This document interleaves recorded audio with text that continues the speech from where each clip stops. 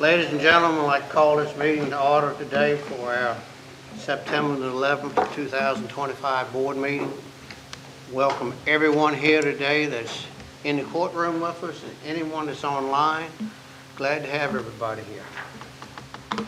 Our first item on the agenda today would be the invocation, and Pastor Lee Farmer, would you be so kind, sir?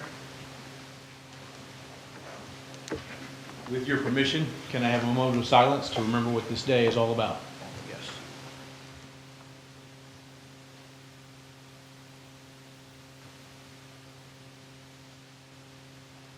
Eternal God, we thank you for the many blessings that we have to be able to live in such a great nation. But we are reminded on days like today that there have been those moments, pain and suffering. As we remember the over 2,000 lives that were lost on this day, we pray that you still continue to give compassion and strength to those families and friends. We thank you for the great sacrifices made on our behalf. And tonight, Lord, as we gather here in this wonderful community, we are thankful for the many blessings that we have for the opportunity to live here. And I pray for our Board of Supervisors tonight as they make decisions which I know are difficult. But we pray that you'll give them the wisdom and the guidance to make the best decisions for our community. And Lord, as we are reminded far too many times over the last few years, help us, reunite in us that love for life so that we can remember what the sanctity of life is all about. That we are to be kind and compassionate to each other. For it is in your name that I pray. Amen. Amen. Thank you. All right, Mr. Bryan, would you lead us in the Pledge of Allegiance? I pledge allegiance to the flag of the United States of America and to the republic for which it stands, one nation, under God, indivisible, with liberty and justice for all.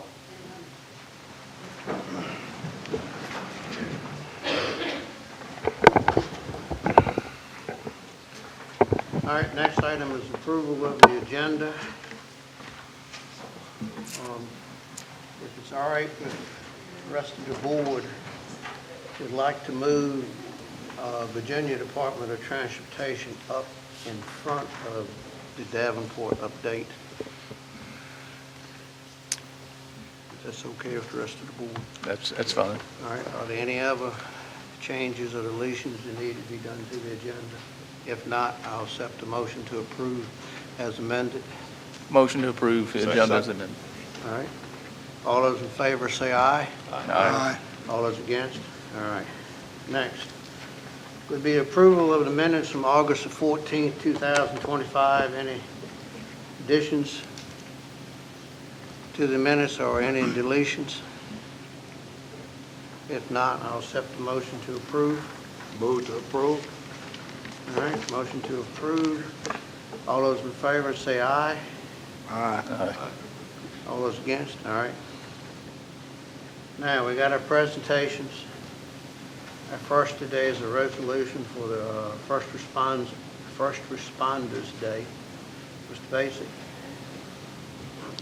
Northumberland County First Responders Day Resolution. Whereas first responders often risk their lives and safety in the performance of their duties, and whereas first responders are our first and best defense against all emergencies that threaten our community, and whereas first responders are highly trained, specialized workers who contribute their excellent skills for the public good, whereas first responders sacrifice much of their personal time with family and friends to ensure the safety of their community, and whereas first responders, whether career or volunteers, selflessly provide a vital public service for the Northumberland County community.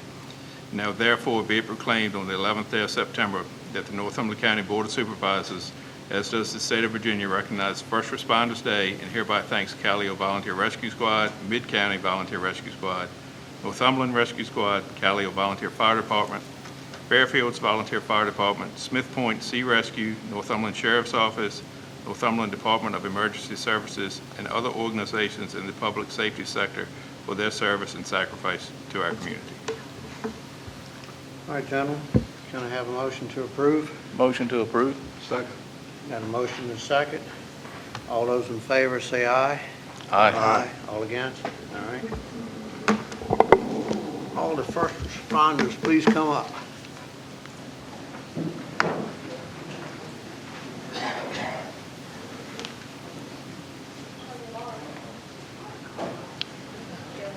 Right uphill, man.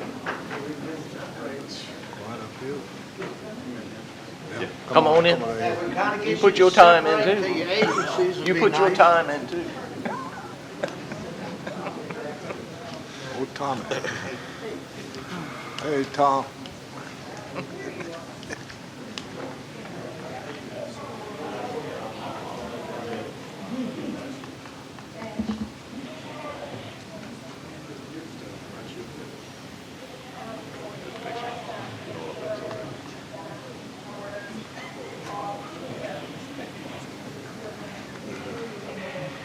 We got room now.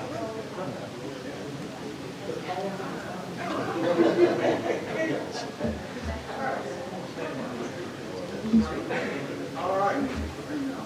Glad to have all of y'all up here together.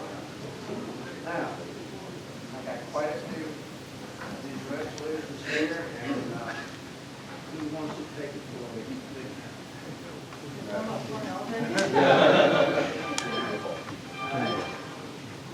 We got Northumberland.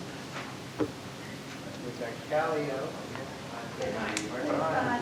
Right here. All right, we got Sea Rescue. All right, we got emergency services here.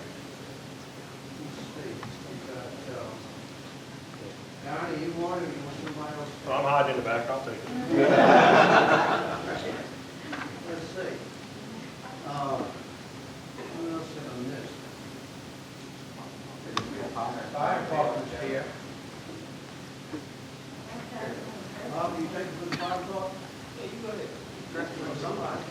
All right, how about, Fairfield's fire department, right here? Thank you, sir. I missed somebody,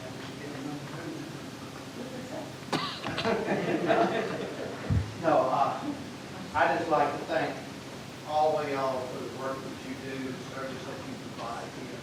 It's a wonderful service. We need it. Y'all do an excellent job. When you pick your phone up and call that 911, you do get a response. And one of the agencies will be there too. So that's always wonderful. And I appreciate it very much. Thank you.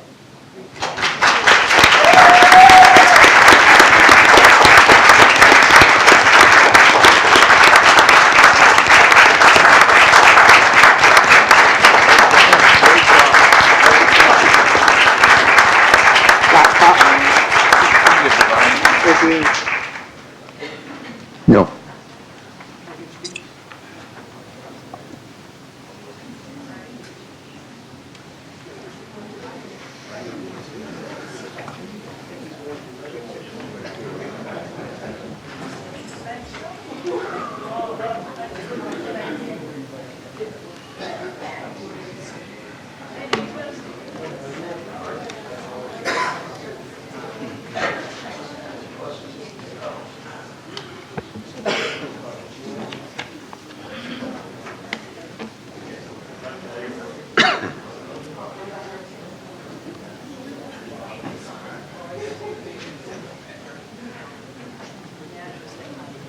Izzo got us some good wood.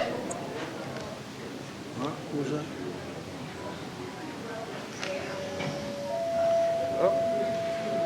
All right. We next have a resolution for Fire Prevention Week.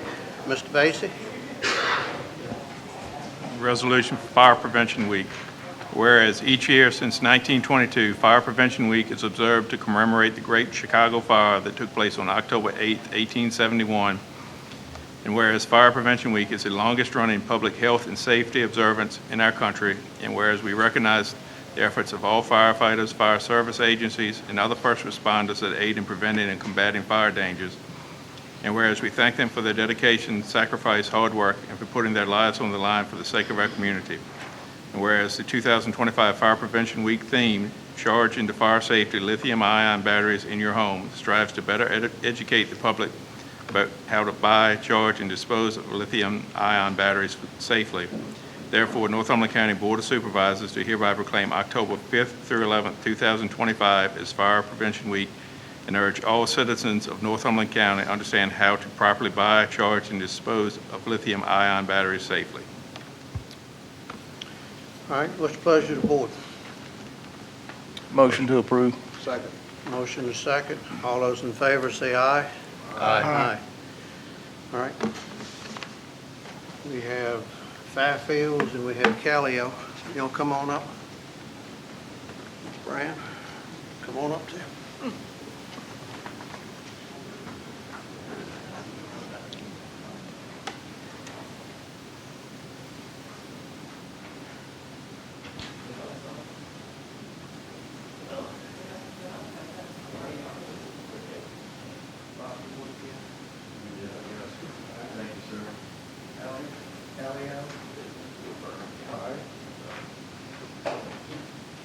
Thank y'all.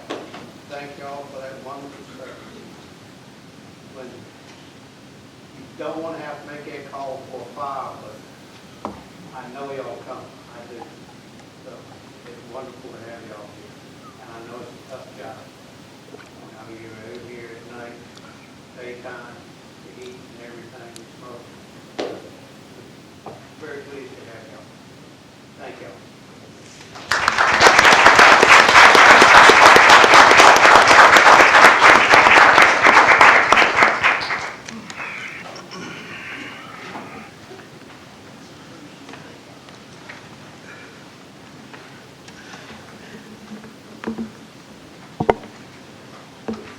Next is a proclamation for the Star Spangled Banner Day. Mr. Basie. Whereas the Star Spangled Banner, a national anthem, was written during the War of 1812, and whereas on September 14, 1814, in Baltimore, Maryland, at the Battle of Fort McHenry, Francis Scott Key witnessed the bombardment of Fort McHenry while being held on a British ship. And whereas the following morning, upon seeing the American flag still flying over Fort McHenry, Mr. Key was inspired to write a poem that was titled Defense of Fort McHenry. This poem was later set to music and renamed the Star Spangled Banner. And whereas by congressional resolution signed by President Herbert Hoover, the Star Spangled Banner became the national anthem of the United States of America on March 3, 1931. And whereas millions of Americans cherish and respect the words and music of the Star Spangled Banner, and whereas holidays, sporting, and public events begin with the singing and playing of the national anthem as reaffirmation of patriotism and love of country, and whereas the National Society United States Daughters of 1812 and the Virginia Society United States Daughters of 1812 in Northumberland County, Virginia, calls for a day to observe the historical significance of the Star Spangled Banner and to celebrate the words that Francis Scott Key penned in 1814. Now, therefore, the Northumberland County Board of Supervisors of the Commonwealth of Virginia do hereby proclaim September 14th as Star Spangled Banner Day. All right, what's the pleasure of the board? Motion to approve. Second. A motion and a second. All those in favor say aye. Aye.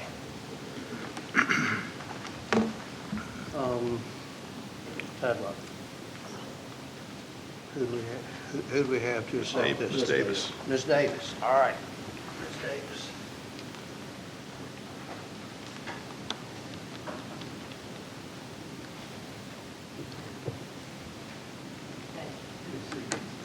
Thank you, Board of Supervisors. Thank you, Chairman. Thank you.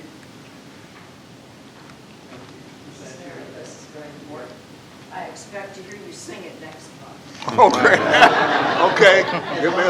Give me somebody to lead. I can follow. All right. Thank you. Thank you very much. Thank you. Thank you. I'll be laying a wreath at the Tomb of the Unknown Soldier on Sunday in honor. Okay, thank you.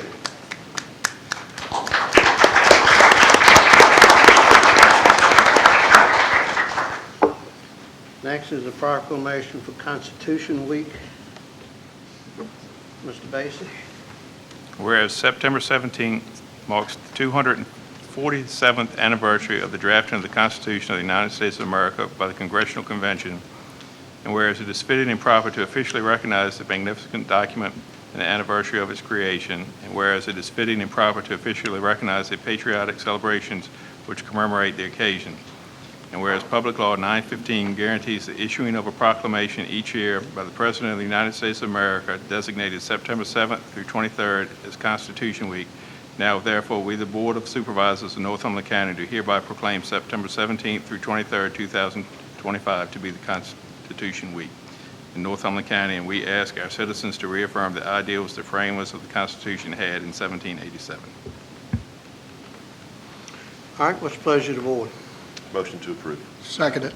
Got a motion and a second. All those in favor say aye. Aye. Sound like who we have? Ms. Davis. Ms. Davis? Ms. Davis? No, this is the Cobb's Hall chapter with its Regent, Catherine, and her. Okay. Amen.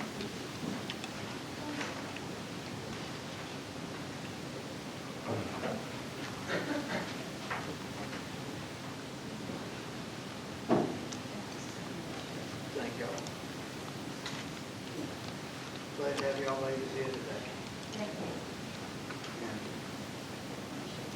Very much. Thank y'all very much. And to remind you of the sacrifices of the people who put this country on its feet. Yes, ma'am. This is, and we have enough for everybody if y'all would like one. Yes.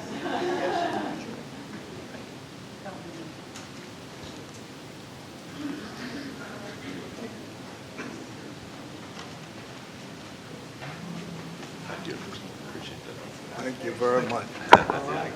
Thank y'all very much.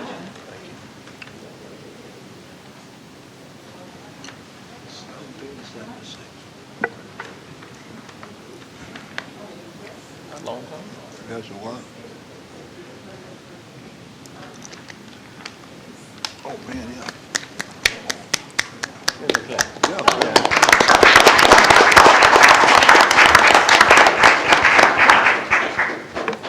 Oh, she said we could have a picture. Yes? Okay. Yeah, we can get a picture. Oh, great. Come back. Yeah, everyone come on up and get a picture. Did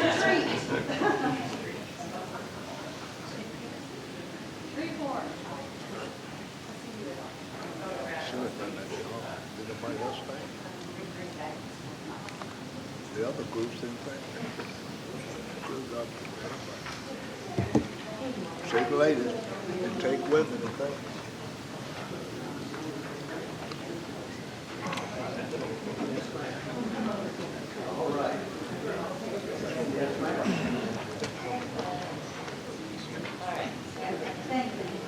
Thank y'all ladies. Fantastic. That was a whole lot of roses and one big old home. Right. You're right. Right. I try to overlook that. We're gonna have a talk here. I try to overlook that. Both of y'all. Gonna have to do laps. All right. Our next item is Virginia Department of Transportation. Mr. Beal,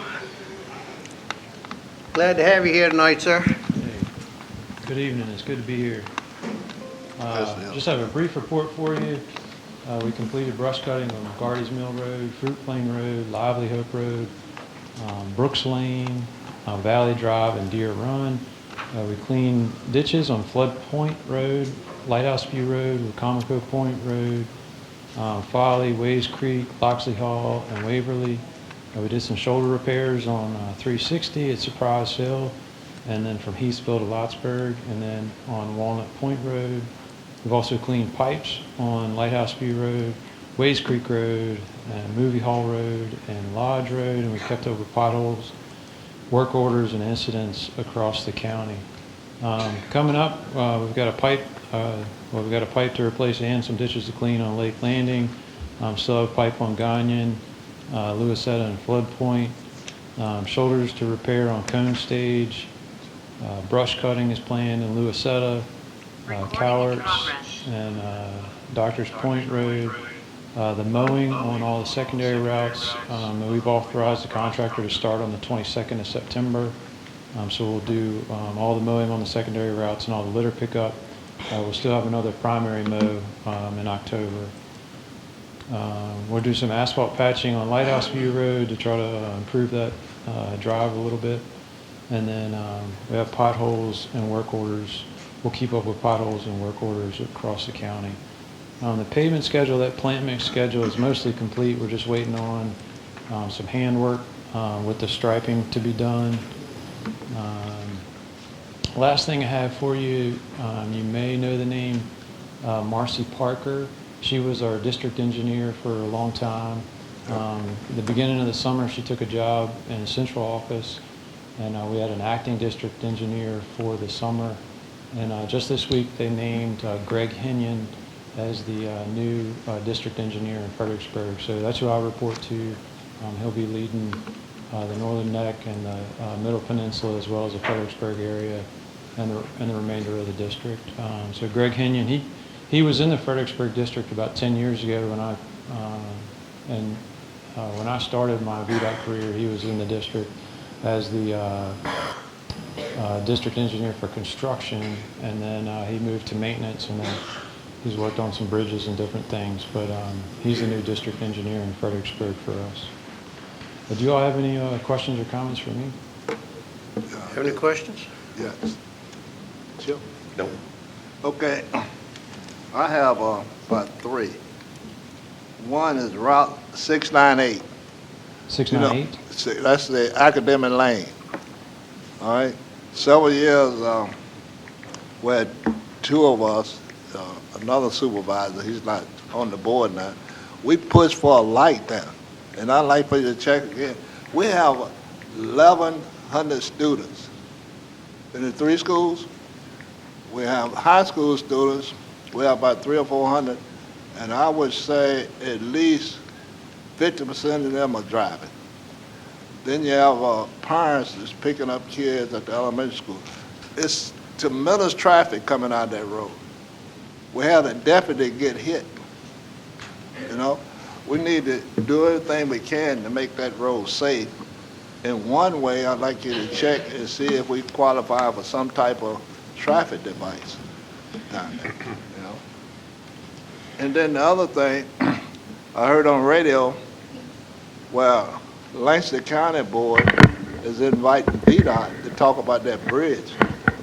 I read that in the paper, but I haven't been invited. You know, all this reason I won't be there, I have another meeting, because that's amazing. That's what, I hope we can do that pretty soon and get them here. Because, you know, that you had several accidents on that bridge. And I had a friend that's still in the hospital with a broken hip. Somebody hit him, and they hadn't found the person yet that hit him.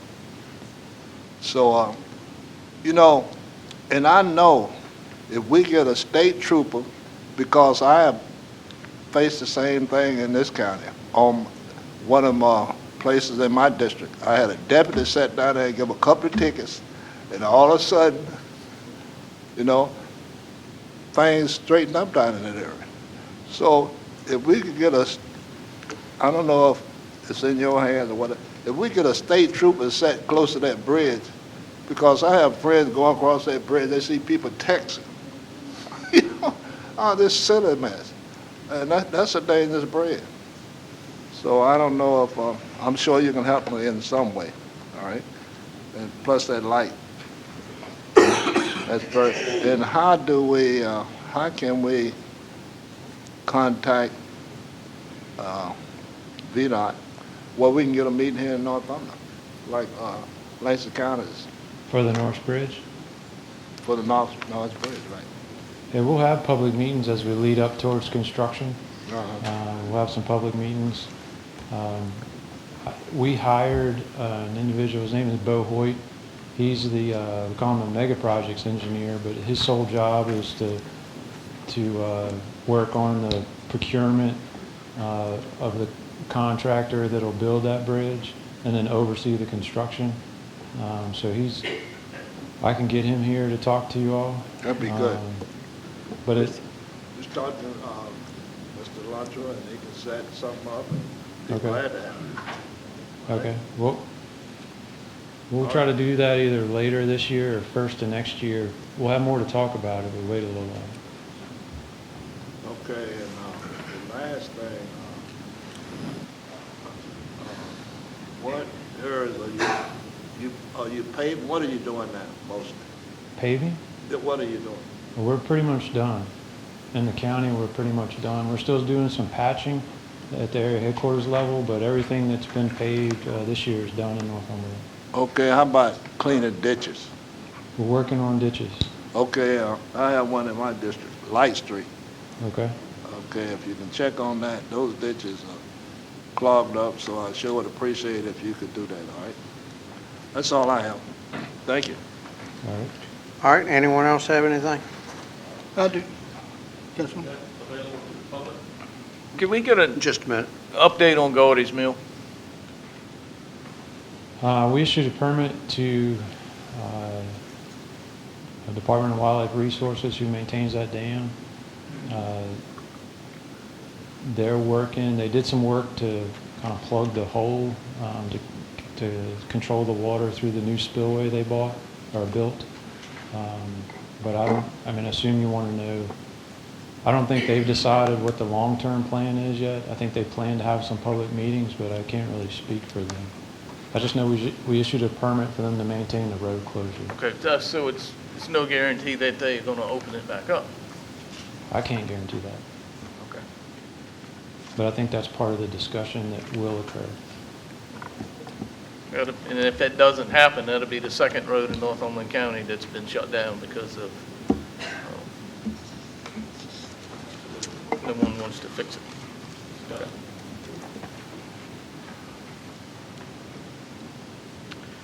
That's it. Anything else? All right. Have Mr. any Williams? of the concerns from the folks down on Lighthouse View Drive been addressed since we were here last month, or they were here with us last month? Yeah, we did the ditching right before the meeting. It was kind of coincidence. I've been out there and walked the road. We marked it up for some asphalt patching to make the ride a little better. I sent a request to traffic engineering to review the signage on the road. I did see one sketch for new signs to be installed at that first curve, and I anticipate additional signage at the second curve as well as a new outlet sign. So I'd say all that's in progress. I would expect, we continue to get good weather through the end of the month. I would expect the patching to be complete by the end of the month. Anything else? Mr. Fisher? Yeah, Mr. Beal, I guess you know Northumberland has a ordinance against allowing the growth of Johnson grass. Yes. I don't know if you knew that or not. It's a tremendous amount of Johnson grass growing on the state right-of-ways. A perfect example is when you leave here tonight and you're going up the road, stop in on Lake Road. It's just bunches and bunches and bunches. Since the last time you cut, and when you were cut now in October, the grass has come up, it's grown, it's turned brown, the seeds are starting to drop, and they're going all over the fields everywhere. Not only is it a bad thing for the farmers of this county, but the grass on the side of the road is probably, what, a foot high maybe? Johnson grass is 4 foot high, and it blocks the view in many different ways. And I know money's tight, and you can't please everybody everywhere, but it wouldn't take 2 men in a pickup truck 3 or 4 days to drive the whole county and spray this Johnson grass in the different bunches all around. We do spray Johnson grass. Well, you do a very good job on Lake Road. If I think the challenge is knowing where it is and Yeah, spraying it at the well, right time. But we do have a program. You can take care of the challenge by just driving down the roads and getting them. A mile of road is another good example. Ditchley Road is another good example. Anywhere there's fields on both sides, you're going to find Johnson grass. And like I said, it's a hazard to the farmers, and then they got to pay the penalty for having it in their fields because it's growing on the side of the road. And it's right in between your cuts. By the time you cut in October, this grass will be gone completely to seed and be wherever it's going to go.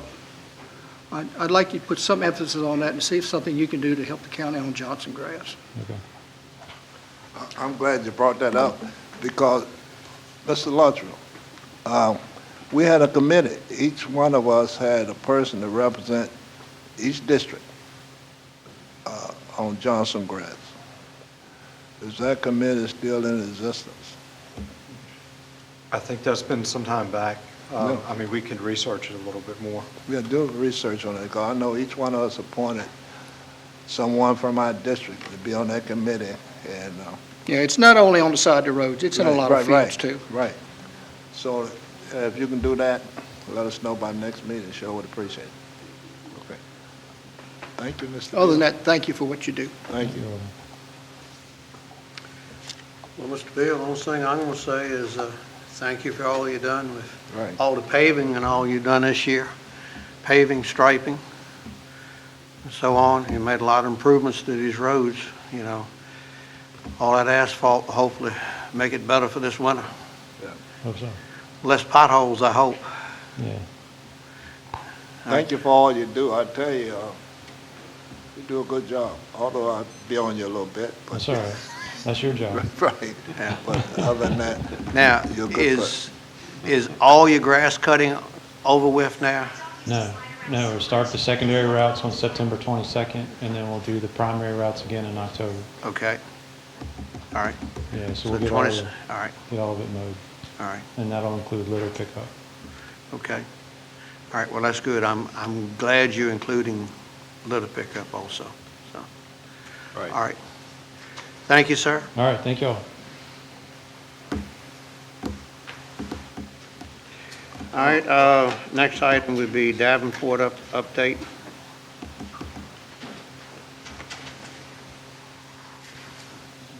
Good evening, Mr. Chair, members of the board. Kyle Laux with Davenport. Nice to see you all. We've got a presentation. I'm going to hand the county attorney. Let me send those around. Should be one for everybody.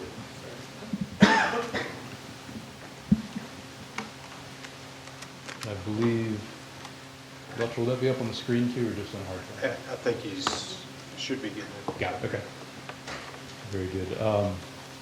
Well, again, Mr. Chair, members of the board, nice to see you this evening, as always, Kyle Laux. And so, you may recall in July, we were here last, talking through a number of different topics in terms of the county's fund balance, finances, and really getting to the point where we had to put in place a RAN, or a revenue anticipation note, which is the first time the county's had to do that in a while, a number of years, really to make sure that there's sufficient cash flow to make it to the next tax collection cycle. So that's really the last time we were here, and certainly you're all aware of that.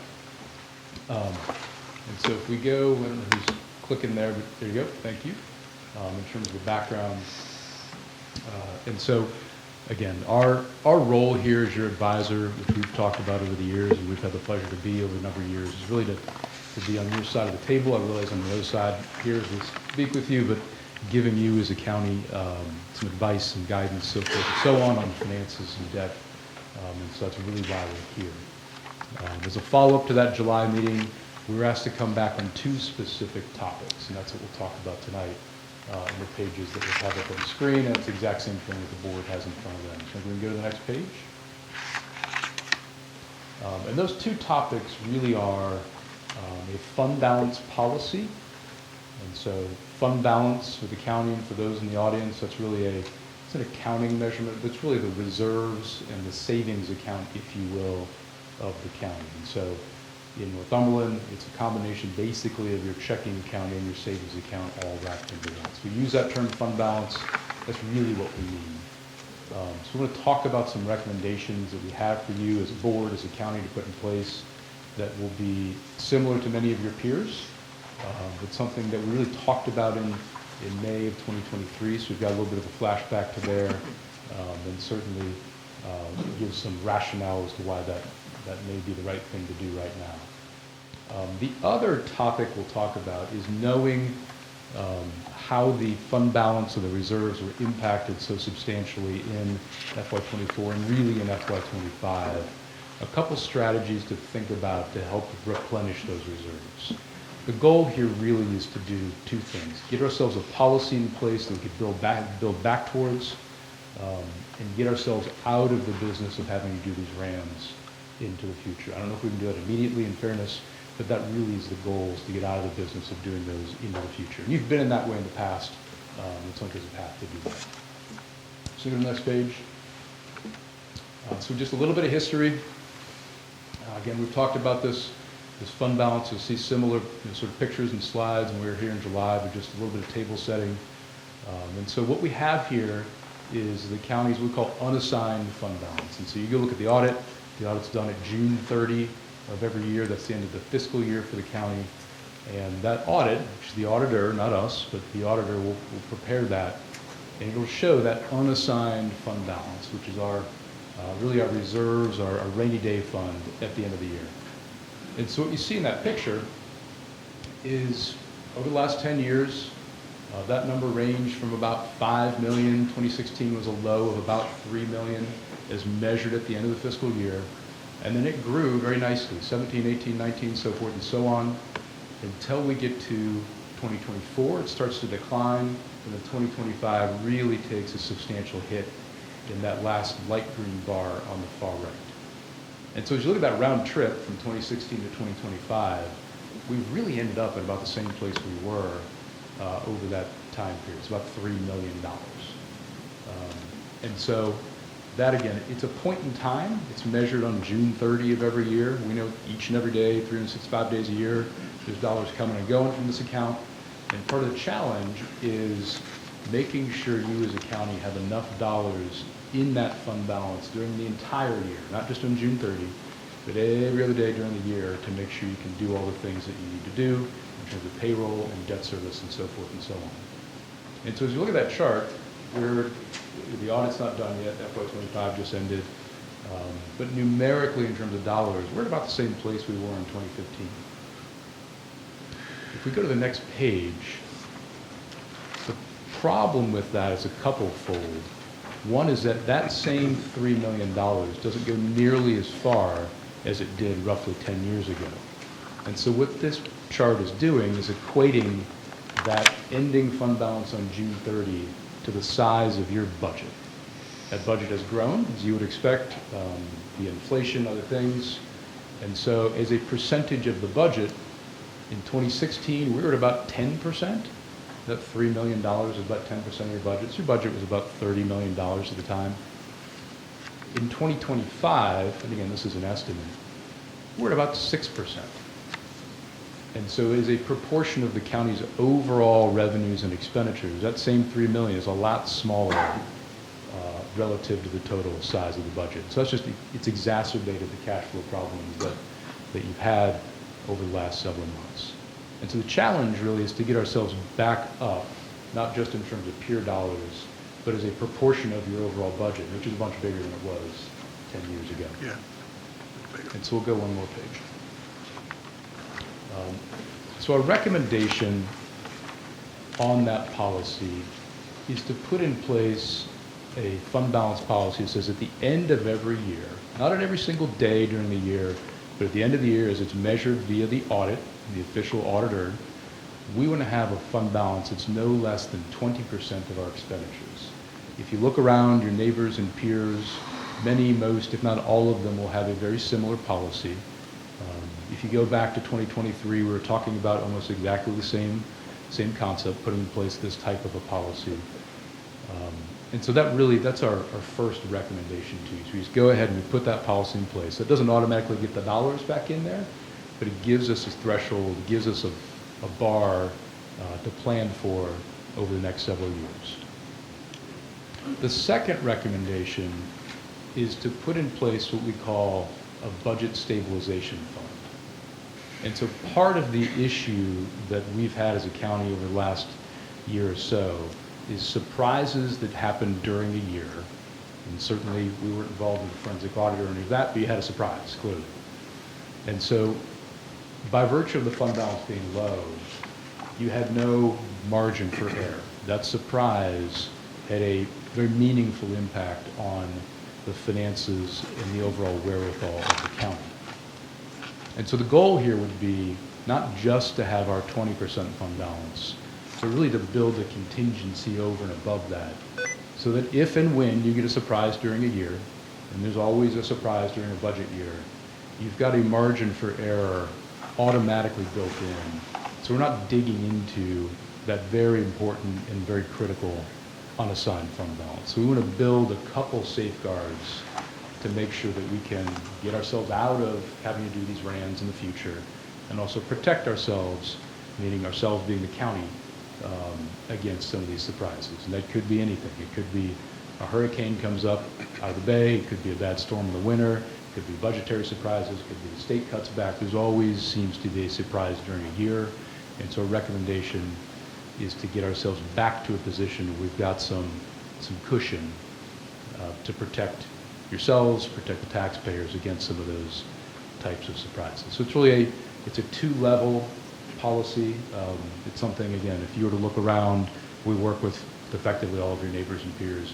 Everybody else is going to have a policy like this, and helps provide that roadmap and those benchmarks to make sure as you're, as a board, making decisions with a budget annually, that it gives you a sense of what's the right amount of dollars, how do we know we have the right amount of dollars, and this would help you do that. So as we go to the next page, one of the logical questions is, this 20%, where does that come from? Do we, where is that derived from? What's the rationale for 20%? And it's a couple-fold. So that 20%, if you look around, it's going to be a best practice. You look around at highly rated local governments, you've got a AA2 rating. It's a very good rating. We haven't heard from the rating agencies yet, but we may. So something in that 20% range is going to be viewed as good, best practices, so forth and so on. So that's the first reason that 20% is a recommendation. The second reason is a very practical cash flow reason. And so what this graph is showing, and this is actually the exact same graph from back in 2023, and so we wanted to kind of show it again. So I think the picture, I'll explain what's going on up there. But if you look at the gold, there's kind of little diamonds on there. Those diamonds are your unassigned fund balance as a percentage of your expenditures at the end of every year. And so the middle of those diamonds, that level is about 20%. And even the latter part of this graph, it's above 20%.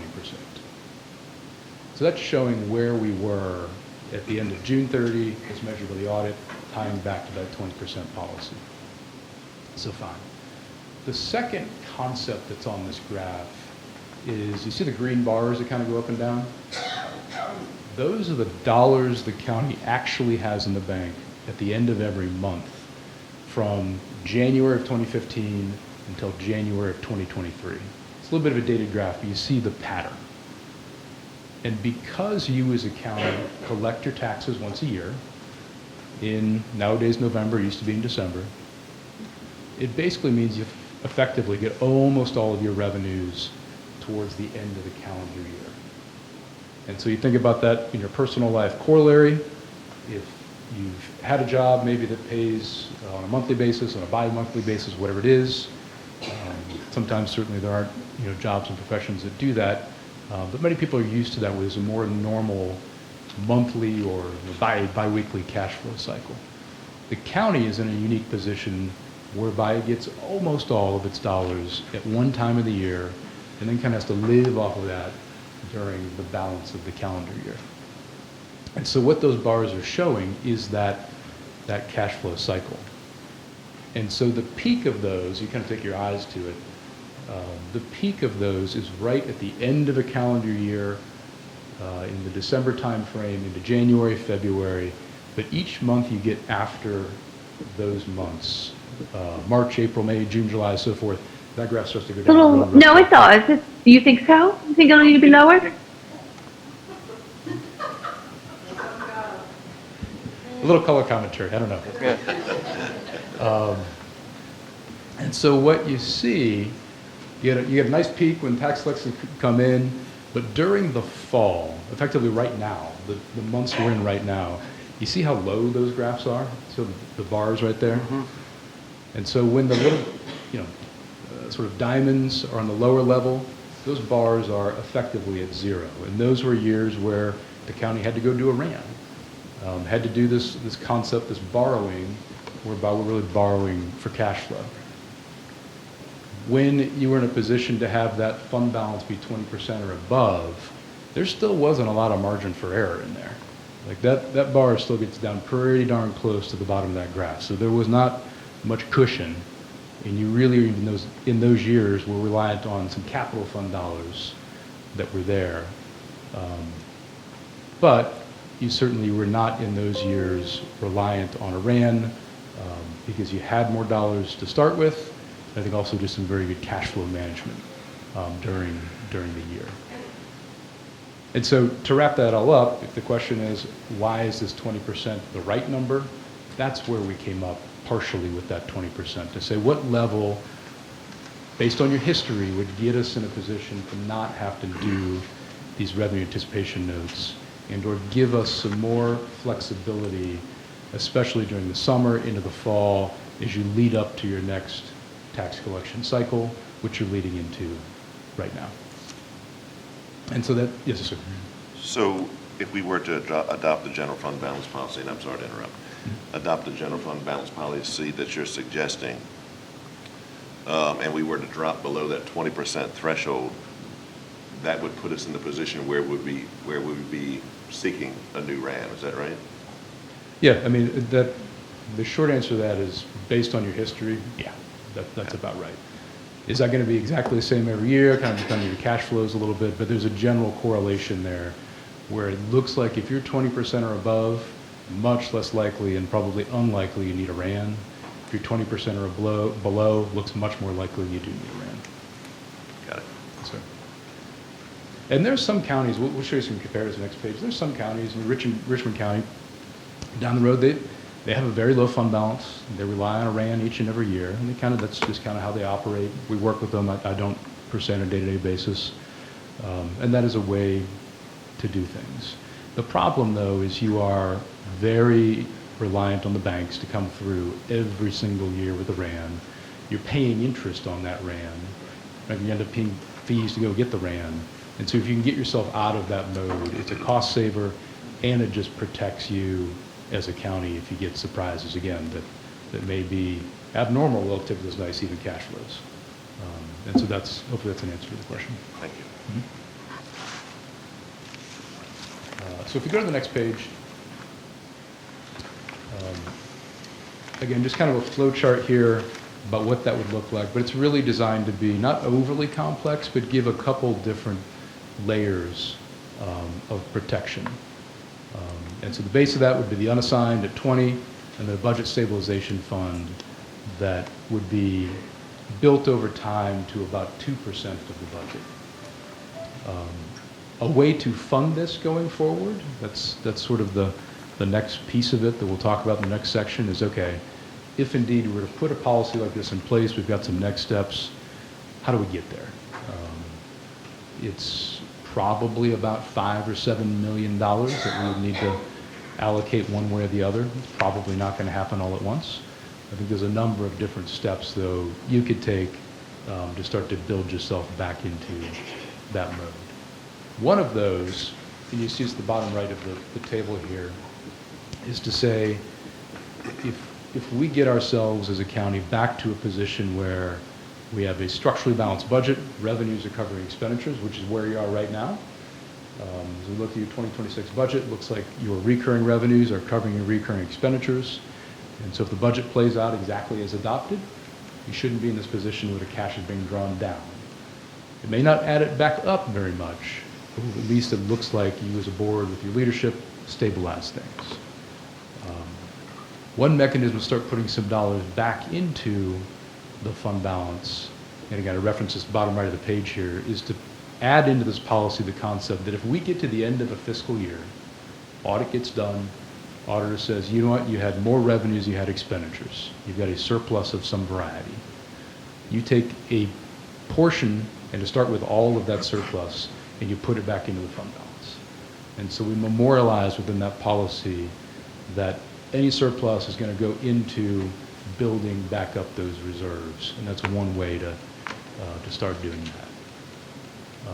That likely takes a couple years to do, clearly, but instituting something like that, many of your neighbors, many of your peers have a similar structure, and again, just provides a sort of memorialization to what do we do at the end of the year if we end up with a good year and of putting dollars into the fund balance.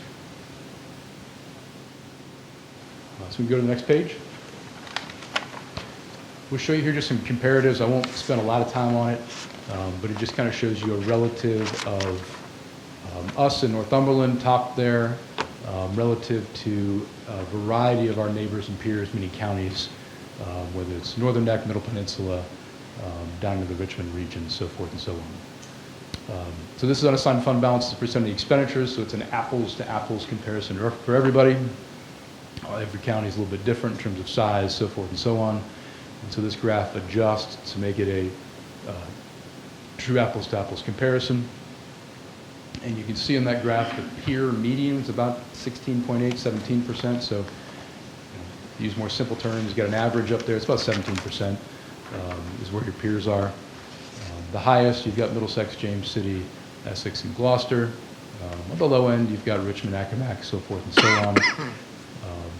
And this is just the unassigned fund balance piece of it. So if we were to get ourselves back to a place where we were a couple years ago, even as recently as 2023, you'd be very much in line with the peer group medians in terms of your neighbors and peers, whether it's Northern Neck, so forth and so on. We go to the next page. So I'll pause there. We'll wrap up at the end with some next steps, but I'll see any questions, Mr. Chair, anything else we can elaborate on that would be helpful. Okay. Board members have any questions at this point? I see the 20% reserve, and that looks good. One of our biggest problems the last 36 months has been so many unforeseen expenditures. That's what's killed it. How do you prepare for that? Well, I think on a day-to-day basis, you've had those, not probably our purview to go into exactly why that happened, but having something whereby those expenditures don't put you in a position to get your cash so low. Yes. That's really what we're talking about here. It's probably some operational things. It's not necessarily our day-to-day world, but our goal here with you is to get us back into a position that if you get those surprises, it's not so much of a crisis and emergency. Any other questions? All right, you go ahead.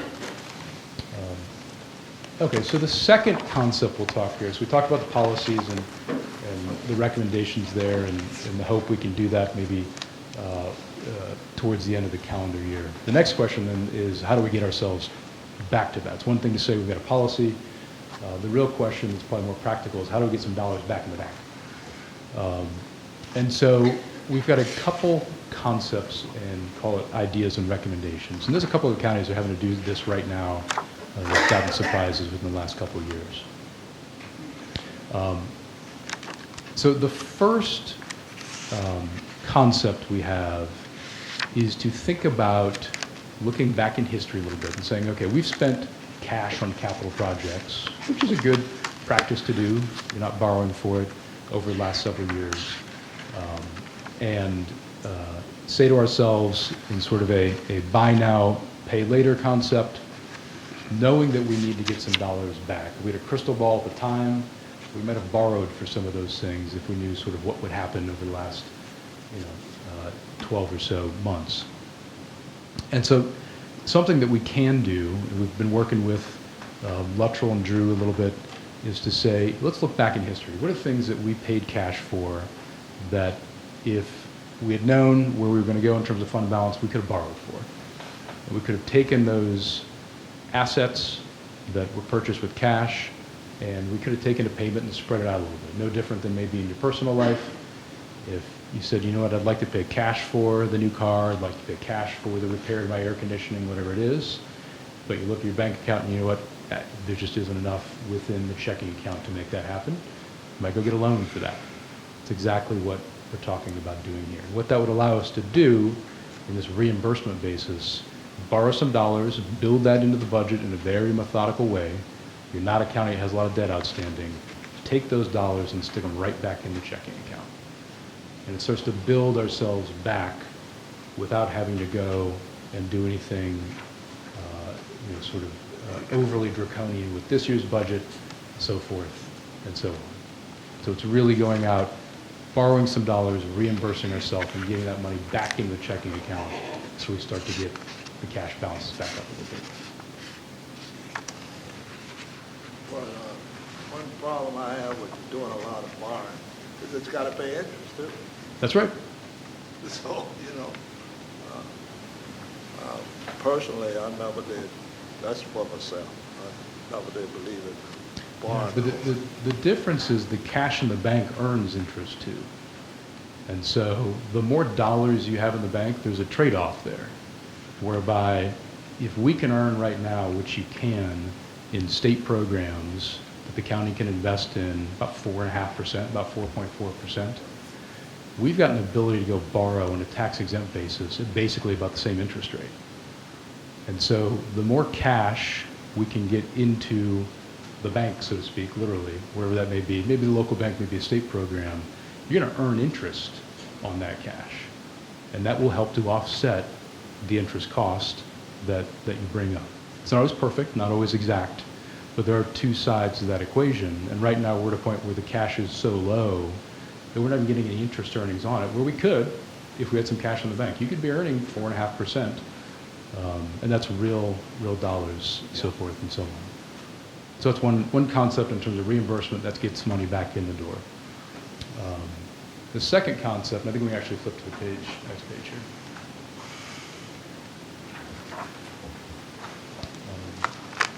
So top of this page, what we've worked with staff on so far, we're still working a bit on it.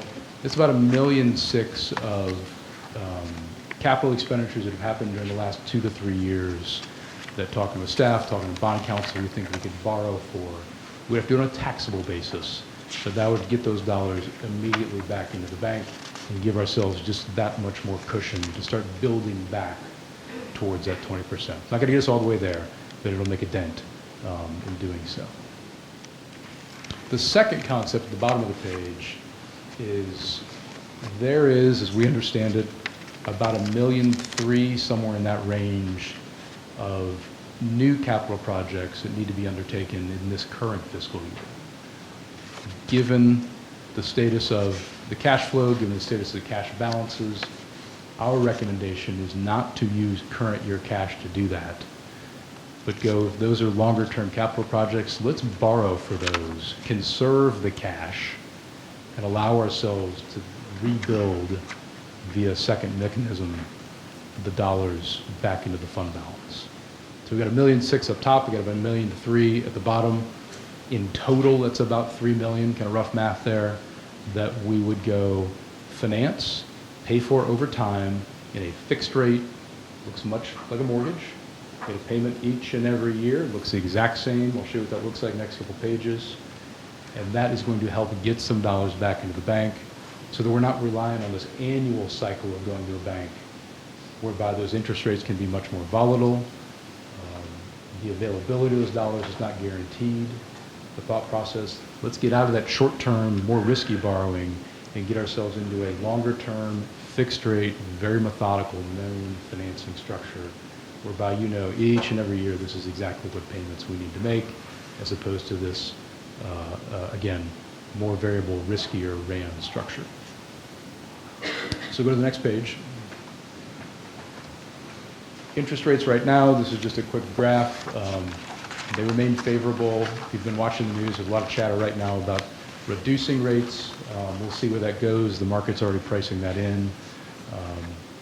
We've been planning on about a 5% interest rate on a tax-exempt basis, and probably about a 6% interest rate on a taxable basis. If this were to go forward, we'd bid that out competitively. Hopefully it'd be better than that.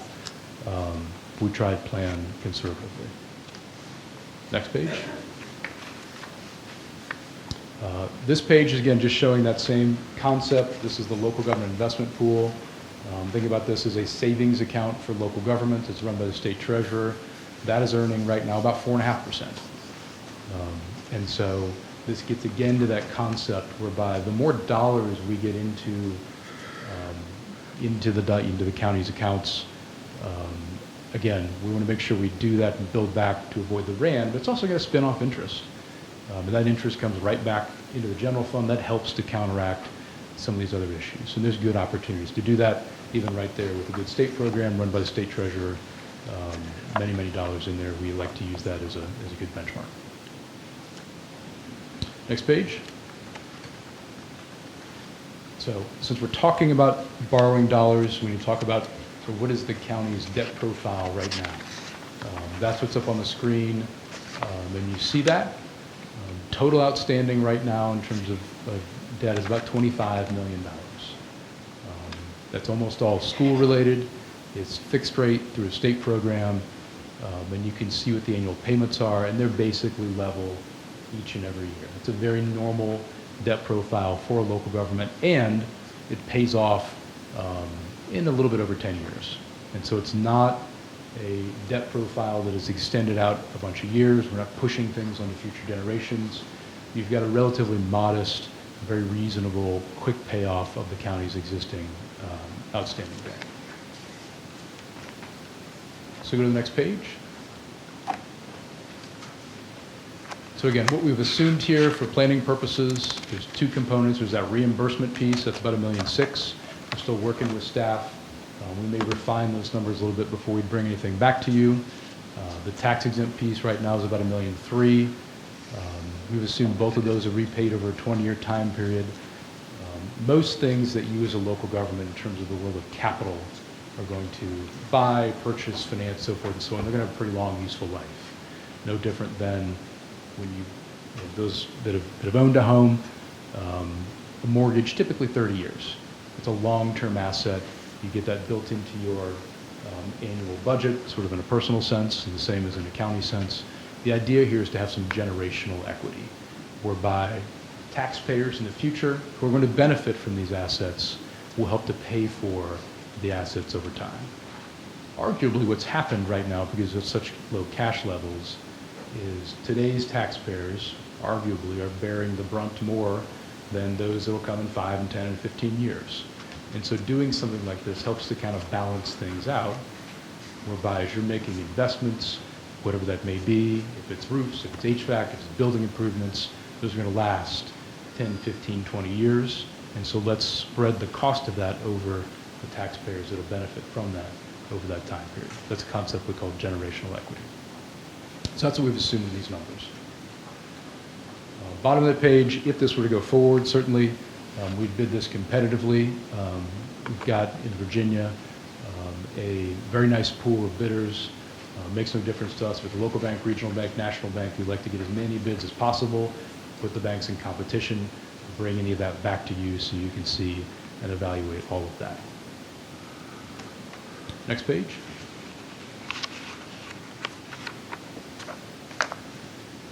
And so if this were to all go forward as it's laid out right now, with this picture, what this graph is showing us is what that debt profile, the county's debt payments would look like with the addition of these two new pieces. And so the graph right there, the dark green is the existing debt service.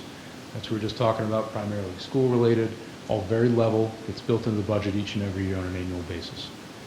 The very light green bar is the tax exempt. That's for the new projects that you've identified.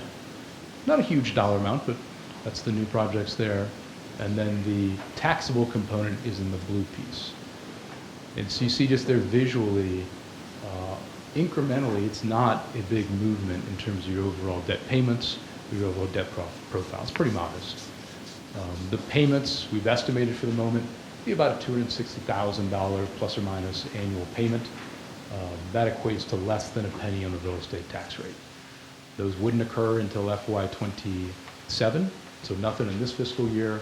So allow you to kind of manage through the balance of this fiscal year, work through your FY27 budget planning process, know what the payments are, and then that occurs post July 1. So you'd have some time during the budget process to get this all set, get a plan for it, and so forth and so on. Next page. So just to give you a relative here in terms of debt profile, I made the comment earlier, you're not an over-leveraged county. It's not a county in Northumberland that has a lot of debt outstanding. You don't. And so we're just giving you a comparison here of where you stand relative to your neighbors and your peers. So Northumberland, top of the page here, this is a ratio we call debt service to expenditures, basically how many pennies out of every dollar in the budget are going to make a debt service payment. You right now are at about 5.7%, so round it up, about 6 pennies out of every dollar in the budget go to make a debt service payment. Arguably, anything 10 to 15% is viewed as favorable, reasonable, as good. You're much, much lower than that. And this particular borrowing wouldn't move the needle but so much on that ratio. Next page. Very similar picture here. This is called debt to assessed value, just another way to measure how much leverage, how indebted is a local government. You right now are at about 0.9%. You can see Lancaster, Northampton, Westmoreland in the 2.6 down to 1.7 range. Matthews will be updating. They've actually done a couple things with the fire station, some other things recently. And so point being, going forward with something like this would not have you in any way out of line with your neighbors, peers, best practices, etc. Next page. So we've laid a time schedule out here, and I'll pause here in a second, Mr. Chair, obviously, and take any comments, anything Luttrell or others may want to add. But if this were to move forward, we like the idea of doing this sooner rather than later for a couple different reasons. One, we know that we've got this RAM that we need to make sure gets repaid by the end of the calendar year. Number two, you've got your 24 audit. The 25 audit hopefully will be on time. We work with lots and lots of local governments. We're not in the business of providing audits.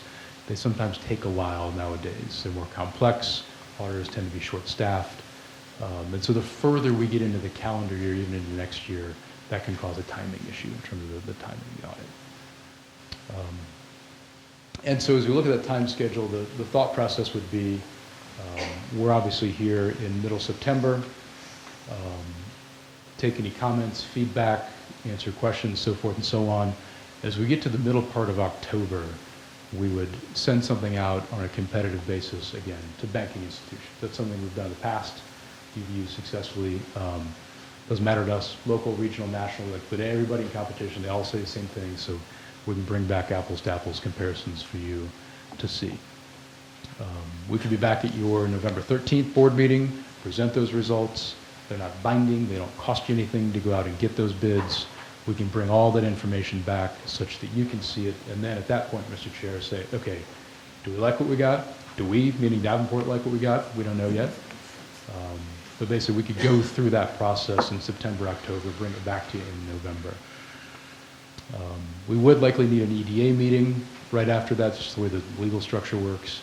And then we could close as early as, call it early mid-December. So right as that RAN is being paid off, we'd have the ability to have the cash back in the bank, make sure we've got enough cash flow to kind of make it through over the next several months. The other thing, very last bullet point here, in terms of the fund balance policy, we just said winter 2025 for the moment. We think really the sooner the better in terms of putting in place that policy, but it certainly could be done oftentimes as part of your budget process. It's probably a good time to be putting in place fund balance policy. And we should probably also think about putting in place some other policies along with just that fund balance policy that we could be working on over the course of the fall and bring back to you. So with that, Mr. Chair, I'll pause. That's a lot of information, but certainly happy to answer questions or comments or anything anyone would like me to elaborate on. All right. Board members have any questions? I do. I do too. You go ahead, Mr. Long. Chip, do you have any? Go for it. Go for it. Okay.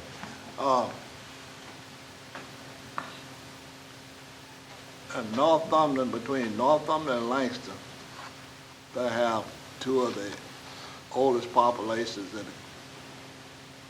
in the northern neck, all right? And a lot of these people, I even work with quite a few, you'd be surprised to make $120,000 a year. I mean, probably seem impossible if I wasn't involved with a lot of them. But in your opinion, I know some of these counties tax twice a year. All right? What advantage is that, taxing twice a year? If we go back to that page, it has the little diamonds and the kind of. So if you were to collect taxes twice a year, same amount of taxes, just Right. collected in two different increments. Right. That whole up and down spike becomes much more levelized.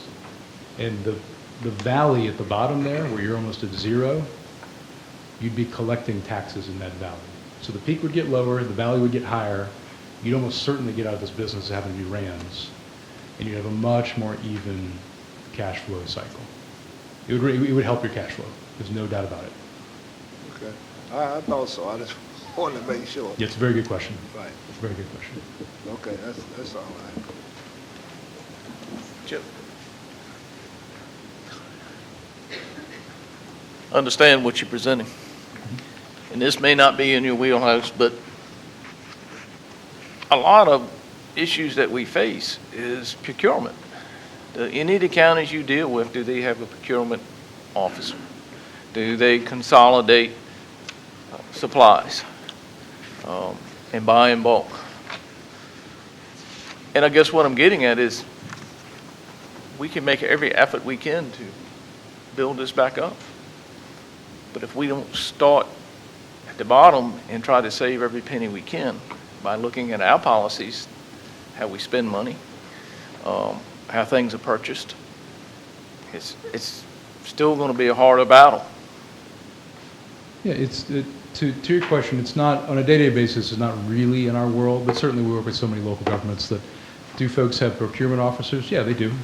They do, and, are there advantages to looking at how different, commodities are purchased and different things you need to run the county? I'm sure there are. I don't know exactly what that is, but streamlining some of that and making sure you've got some efficiency is certainly going to help.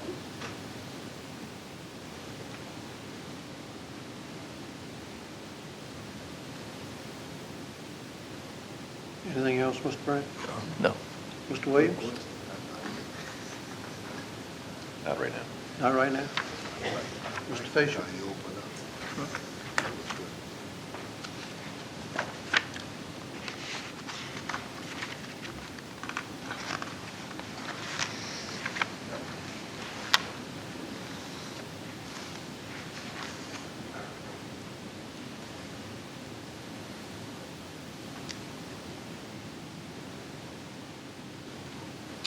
Mr. Fisher, you have any questions? No.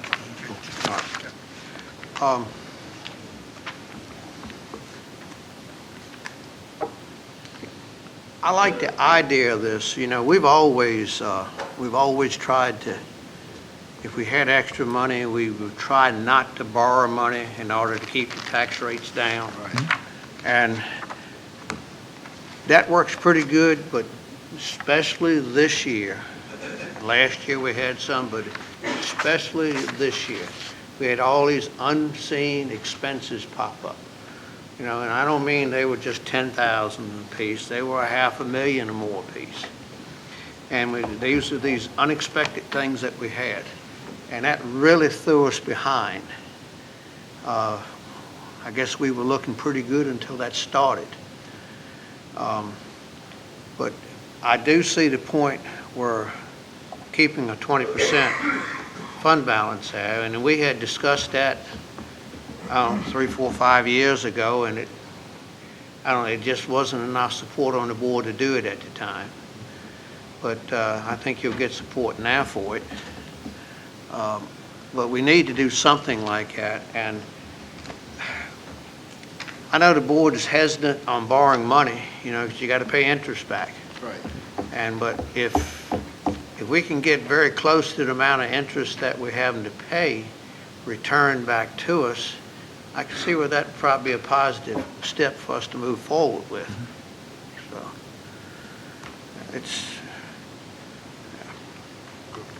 I think we need to do something, but we don't need to drag our feet too long on this.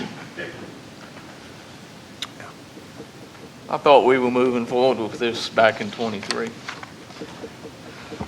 And somehow or another we didn't.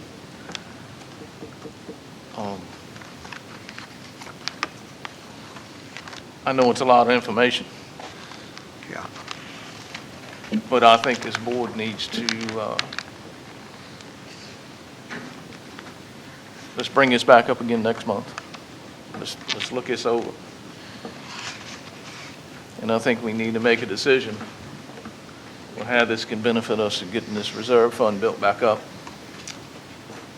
And to put the safety measures in place so hopefully it won't happen again. As we see, we are not the only county that operates under that 20%, but it's not a good position to be in.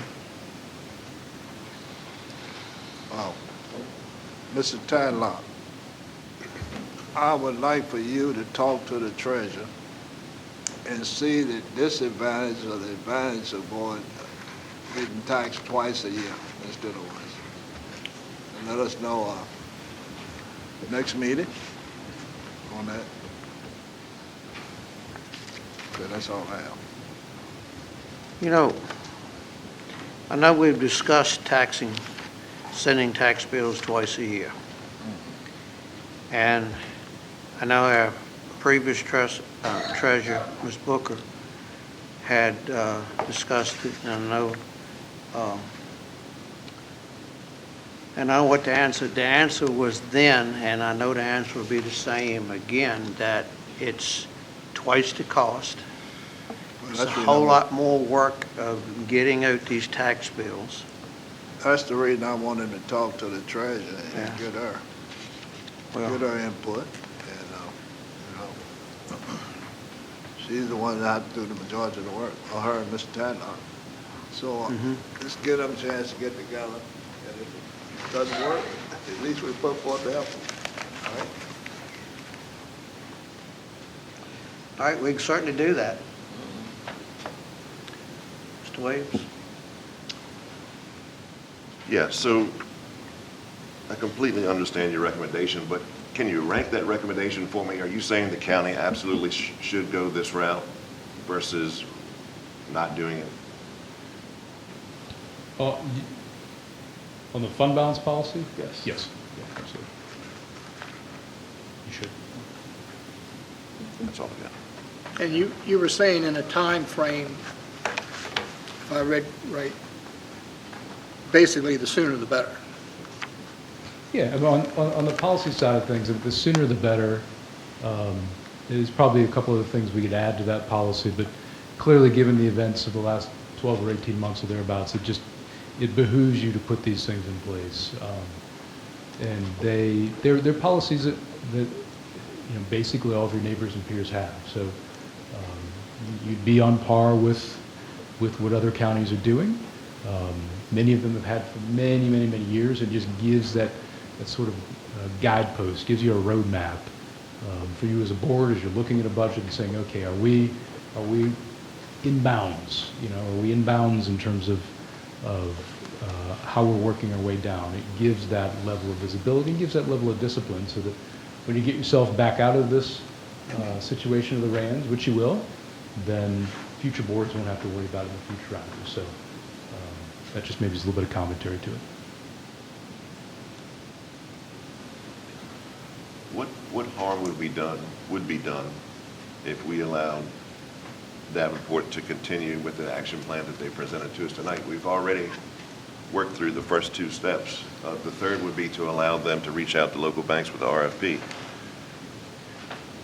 For information. For information, yeah. Yeah. And with that in mind, I'd like for Mr. Gregory to look this over and give us his opinion in due time. Well, I concur with Mr. Loux's advice, absolutely.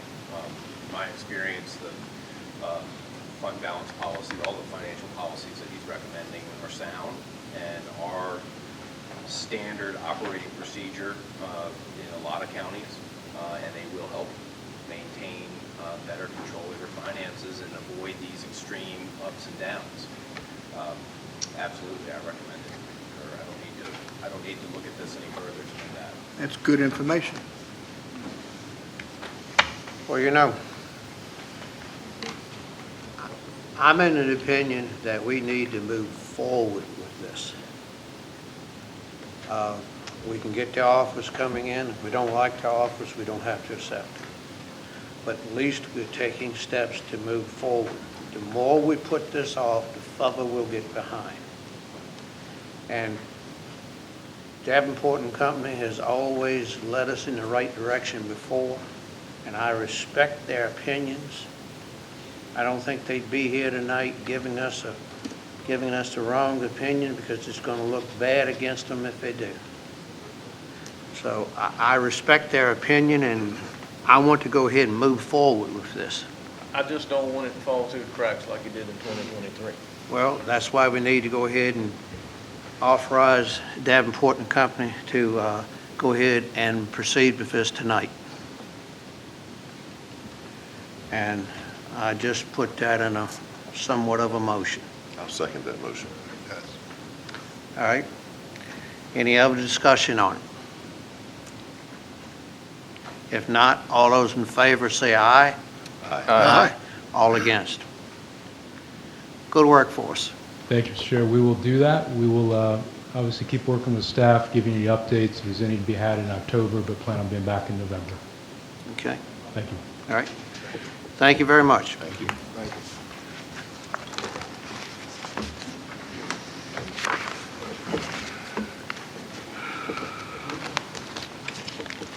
All right, next item we have on our presentations tonight is an Electoral Board Capital Improvement Request, and it's Susan Rubery.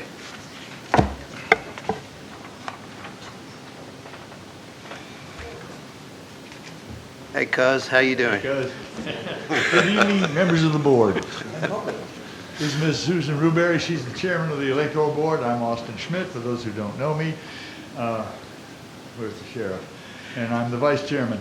And what we're doing tonight is respectfully requesting consideration for the request that we made for $150,000 for the capital improvement program to purchase new voting equipment for the county.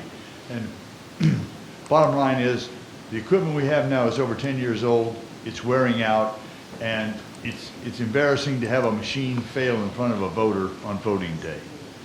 And that reduces our credibility, and with the last few years of real scrutiny by the whole world on the voting system that have been going on, we feel it's incumbent upon us as the electoral board of the county to protect the county's reputation and request the new equipment. So, and of course, following the previous presentation, I feel a little sandbagged here, but that's okay. We can live with it. Got to admit, and we are acutely aware of the situation facing the county, because we're all taxpayers too. Yes, thank you. So, I'm going to stop there, because y'all know the situation we presented. We need new voting equipment, not tomorrow, but in the near future, because we've had failures of equipment now. And we had to send 5 machines back to the supplier recently, because even as we were testing them for the upcoming elections and the voting starts next Friday, we had to be ready. Mm-hmm. So we're in the process right now of conducting the LNA testing, logic and analysis testing for the machines to make sure they are all working when voting starts next Friday. So, thank you. All right. So I just have a couple of things to add to that. Thank you guys for letting us talk tonight. Quickly, we have about 11,000 registered voters in the county. And so a lot of what we do is very public. We see, recently we had very significant turnout. So of that 11,000 number, we see 70% of our voters coming in to see us, whether it's early voting or in our 5 precincts. And we are your board. We're kind of the face of the county relative to our elections. And Northumberland has a really incredible history of being able to be proud of how we conduct our elections. Austin and I are doing, and Bob Heller, who couldn't be here tonight, are doing the LNA testing along with our folks in the registrar's office to make sure that we're ready. So even though we've had some failures, we're getting ready. But like Austin said, our equipment is about 10 years old. And what we don't want to be is one of your unexpected capital expense requests. We want to be one of the people who are asking you now for what we need. And it's about $150,000. I guess the last thing I want to say is what we do over there, and it's on our board in the back office where we do all of this, everything we do pretty much is FOIA-able. Freedom of information requests can come in to ask us about everything that we do. And we have had recently a number of FOIA requests that we are very happy to respond to and we're able to respond to. But we want to be able to continue to do that successfully. So again, we don't want to be an unexpected request. We want to put our request in now. And we do have, which Mr. Tadlock put into your packets, we do have a quote for about $152,000 for this equipment. We'd love to have that approved so that we can be ready for the June 2026 primary with new equipment. So thank you. Any questions? All right, any questions from the board? Yes, early voting begins next Friday. Next Friday, September 19th. Okay, now, what time? 9 a.m. 9 a.m. 9 a.m. into what? How late? 9 a.m. Till 5. So Five, the right. early voting is at the registrar's office, Right. 9 to 5, Just wanted to let through the public- Saturday, November 1st. Okay, through Saturday, November 1st. Just Yep. wanted the public to know that. The last two Saturdays are voting days. The previous Saturdays are not. It's 9 to 5, Monday through Friday, until the last two Saturdays. Okay. And we're there. Okay, so people are here, so they know and they can pass the word. Oh, and that, it's in the news. Right. Yes, sir. Mouth to mouth is better. But Okay, thank you. we published it, yes, sir. Thank you. Thank you. Thank you. Thanks for your. Will you get 10 years out of your new machines? That's the expectation for sure. And what's interesting is that it's not totally the number of years, but some of the parts on these equipment, we don't necessarily have the number of rotations, let's say, through our scanners that some of the larger jurisdictions would have, but there are plastic pieces, there are rubber pieces, and we look at those and get them evaluated, but they just don't last. So we're hopeful that it would be 10 years, and we do have remediation that can be done to help us get there. What happens to the old machines? The old machines don't have any value. No value? Unfortunately, no. There's no anticipation that there would be any credit for the old machines. No. Okay. Thank you, good question, no. Okay. All right, any other questions? Thank you. Ms. Rubery? Yes, Have enjoyed the conversations I've had with you, thank you. you know. Thank and, you for doing that, appreciate it. Yes, ma'am, And no we problem. look forward to your decision about All right, the purchase. Thank you. Yep. Y'all can drop in anytime, we're working down here. all right. Thank you. Mr. Chairman, members Yes. of the board, while they are still here, the voting equipment was included in the approved conceptual CIP plan for fiscal year '26 by the board. However, no funding was appropriated to that equipment. But during the presentation tonight by Davenport, they were talking about new monies being requested. During our investigation of potential projects, we have included that equipment in that potential funding opportunity. All right, okay. So I just want to make you aware and make the electoral board aware that that is included in that potential funding option. All right, that's good. All right. Next is an update from Northumberland County Schools. One thing first. All right, hold on just a second, yeah. The potential funding projects, can we get a list of those so we know what's out there? Sure, we can provide that to the board. And we can let you know what we are looking at so far on those. Okay. Yeah. Please do that.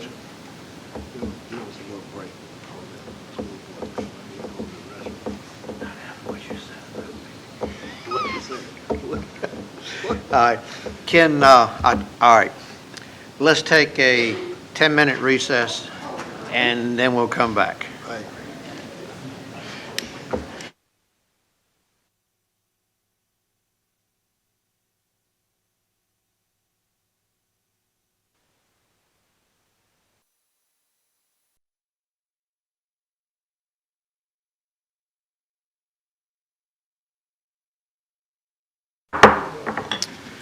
Ladies and gentlemen, we'll call this meeting back to order, and we'll pick back up with an update from Northumberland County Schools. Dr. Leslie?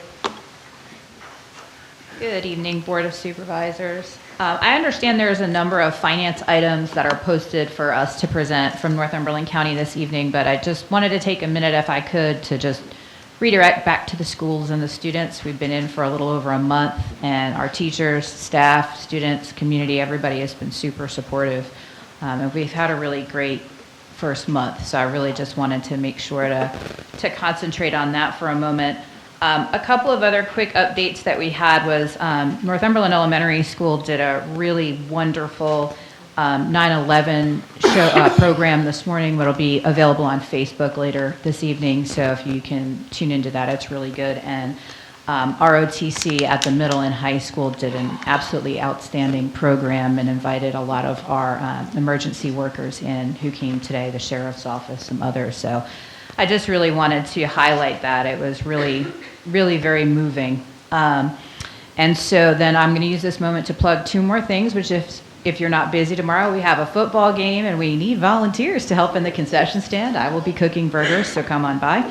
And then if you're free on Saturday, our marching band and our ROTC will be marching in the Edwardsville Day Parade on Saturday between 10 and 1. So please come on by. Other than that, I understand that most of the items, as I stated, were under finance, and I am going to invite Mr. Jack Regan up, who's from UHY, to walk us through those items, and I will, of course, be here.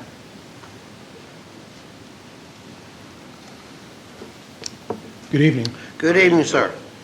Jack Regan with UHY. We've been contracted by the county to assist Northumberland County Public Schools in their financial accounting matters. I've got two matters in front of you this evening. We'll take them in calendar order. So first one is fiscal 25 transfer request. As you know, the budget has been appropriated to the schools categorically. We came in earlier this summer with a supplemental appropriations request, which you graciously granted. We are back tonight asking for your help and approval in moving some of those funds around between categories. We have 4 remaining bills to be paid for fiscal 2025.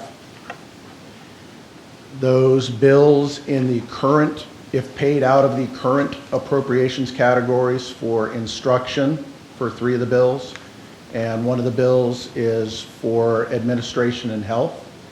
If we were to pay those bills out of those categories now, those categories would go negative. So we can't pay those bills.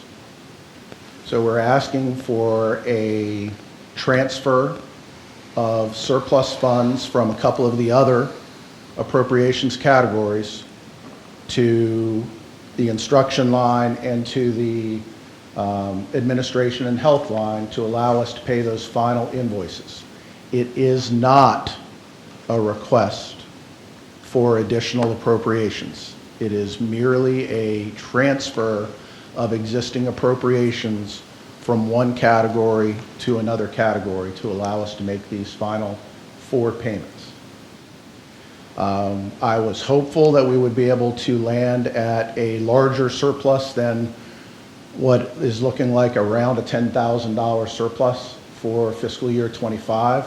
But as I investigated, especially one of the items, it became apparent that that had not yet been recorded. So once we recorded it, it pretty much wiped out the remaining surplus. So we came back, you know, again, we're going to have about a $10,000 surplus at the end, which we're going to be able to return to the county. But absent this transfer between the categories, we've got 4 bills that we can't pay. And that, once we get that approved, if we get that approved, we'll be able to close out '25. All right, so your surplus went from 150,000 now down to 10,000, and that's because of some unforeseen bills? It was one bill for a employee tax withholding that I thought had been accrued much earlier in the year and had not been accrued. That payment is due and payable to the Internal Revenue Service. And that was from which year? Fiscal '25. 25. All right. First quarter, January of 2025. January 25, okay. What were the other 3? There is a MOE payment that is due to the Virginia Department of Education for about $243,000. There is an annuity payment that is due to a former employee for approximately $17,000.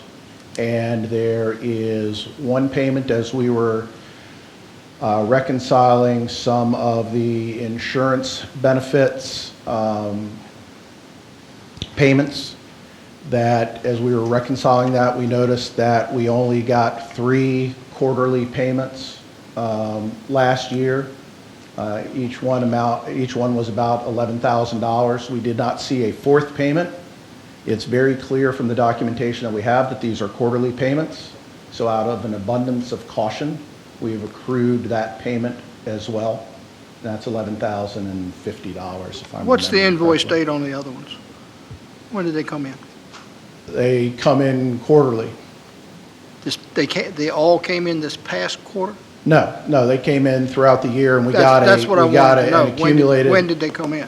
They come in first month of each quarter, I believe, but the statement that we got recently showed for fiscal '25 only 3 quarters on the invoice activity that we have, and we were expecting to see 4.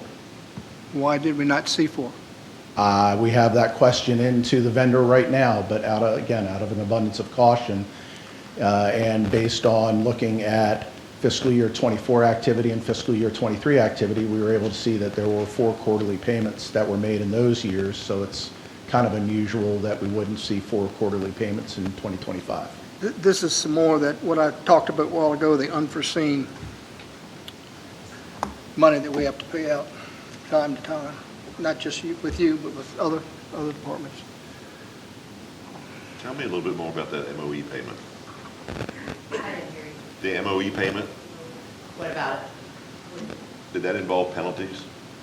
It doesn't involve penalties, but the MOE, paying back the MOE in general is a penalty because we weren't able to reach the MOE. So So we that- did present on that, I believe it was back in perhaps April or May, Yeah.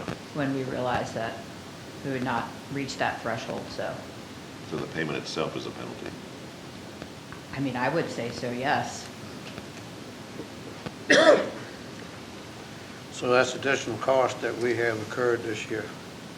250,000? About 243, I think, was the final number. Yep. One question I have also, if we take this money out of other categories, as you said, you're not coming asking for more money. Is this going to cut those other categories short later to where you're going to need money? This is 2025. Okay. So this is the last 4 bills for 2025 to close every line out. So we have money in some categories, we don't have enough money in others. So we need to load instruction and administration help to be able to cut those 4 checks but it would not put the other accounts in negative, and the net total would be turning back approximately, I believe, $9,000 for the tax calculation. So one of the payments was an IRS withholding. Yes, sir. What, that's come back and bit us hard. I'm sorry? I said that's come back and bit us pretty hard a while back. What can we do to prevent that? Because it looks like it keeps popping up every now and then, and So UHY, luckily, when we received that bill originally, that we had the lien, as soon as UHY came on, we turned over all of our 941s that had been filed so that they could go ahead and go through them. UHY actually found the mistake before the IRS, and what had happened is the person who had filled out the 941 had filled in the correct amount that should have been withheld, and then when they called the IRS to make that payment, for whatever reason, it was short paid. So a way to get around that in the future is to use their online interface so that you have a paper copy that you can compare and have somebody check it over and say, this is the number I should pay, this is the number that got paid. So I can't speak to that original IRS issue if that was the same, but that's the issue we had in the January, so that first quarter that we're paying back, or that we're paying now, I should say. and Mr. Reagan, to hear you correctly, these last 4 bills will close out the 25 school Last budget. 4 bills are the last ones that we know about that should close out 2025. Yes, sir. Okay, that you know of it. Well, we have That's been scary. busily getting current as well in 26 as we've been working the backlog to get 25 cleared. We have had to work through a lot of invoices coming in 26 that had past due balances on 25 on them that we've had to reconcile in and out. So we've been able to see all of that activity, and I'm highly confident that these are the last 4 items. Well, I'm sure you're just as excited as we are to close 25 out. No, I think you guys are probably more excited. More excited, yes. Yeah. Yes. Is that IRS withholding payment, do we pay more because we didn't pay it on time? Yeah, there'll be at least some penalty. Do you have any idea what that value is? Right now, it's very low, because like I said, we actually caught it before they did, so it has a lot of time that's not passed. I did get a call from the person who we had worked with previously when they had filed a lien, and it's within, like $100. So, but yeah, they do assess penalties.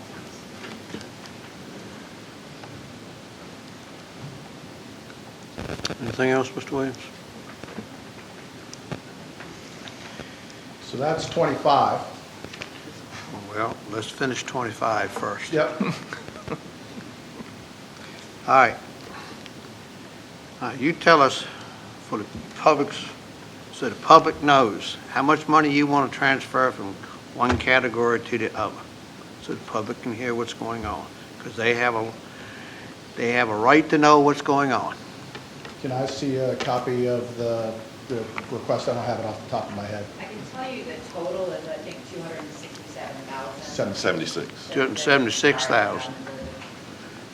And just say what you want to transfer from one category to the other category, so the public knows what's going on. I want them to know everything. Trying to remember all the, so 6,300 is, which one?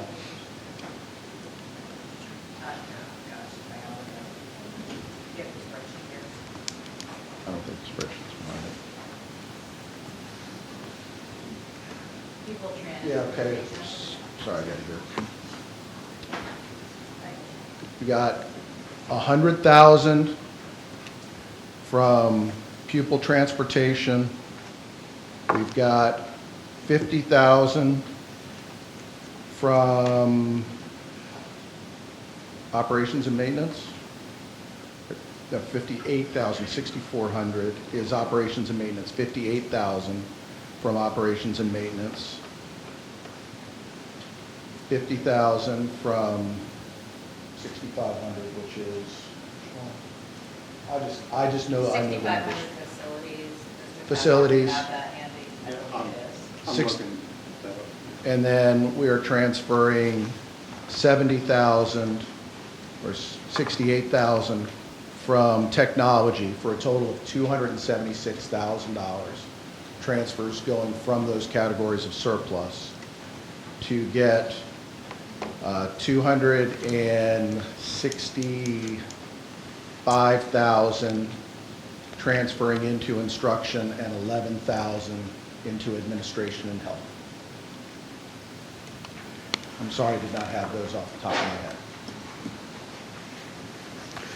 All right, so transfer of 276,000, no additional funding.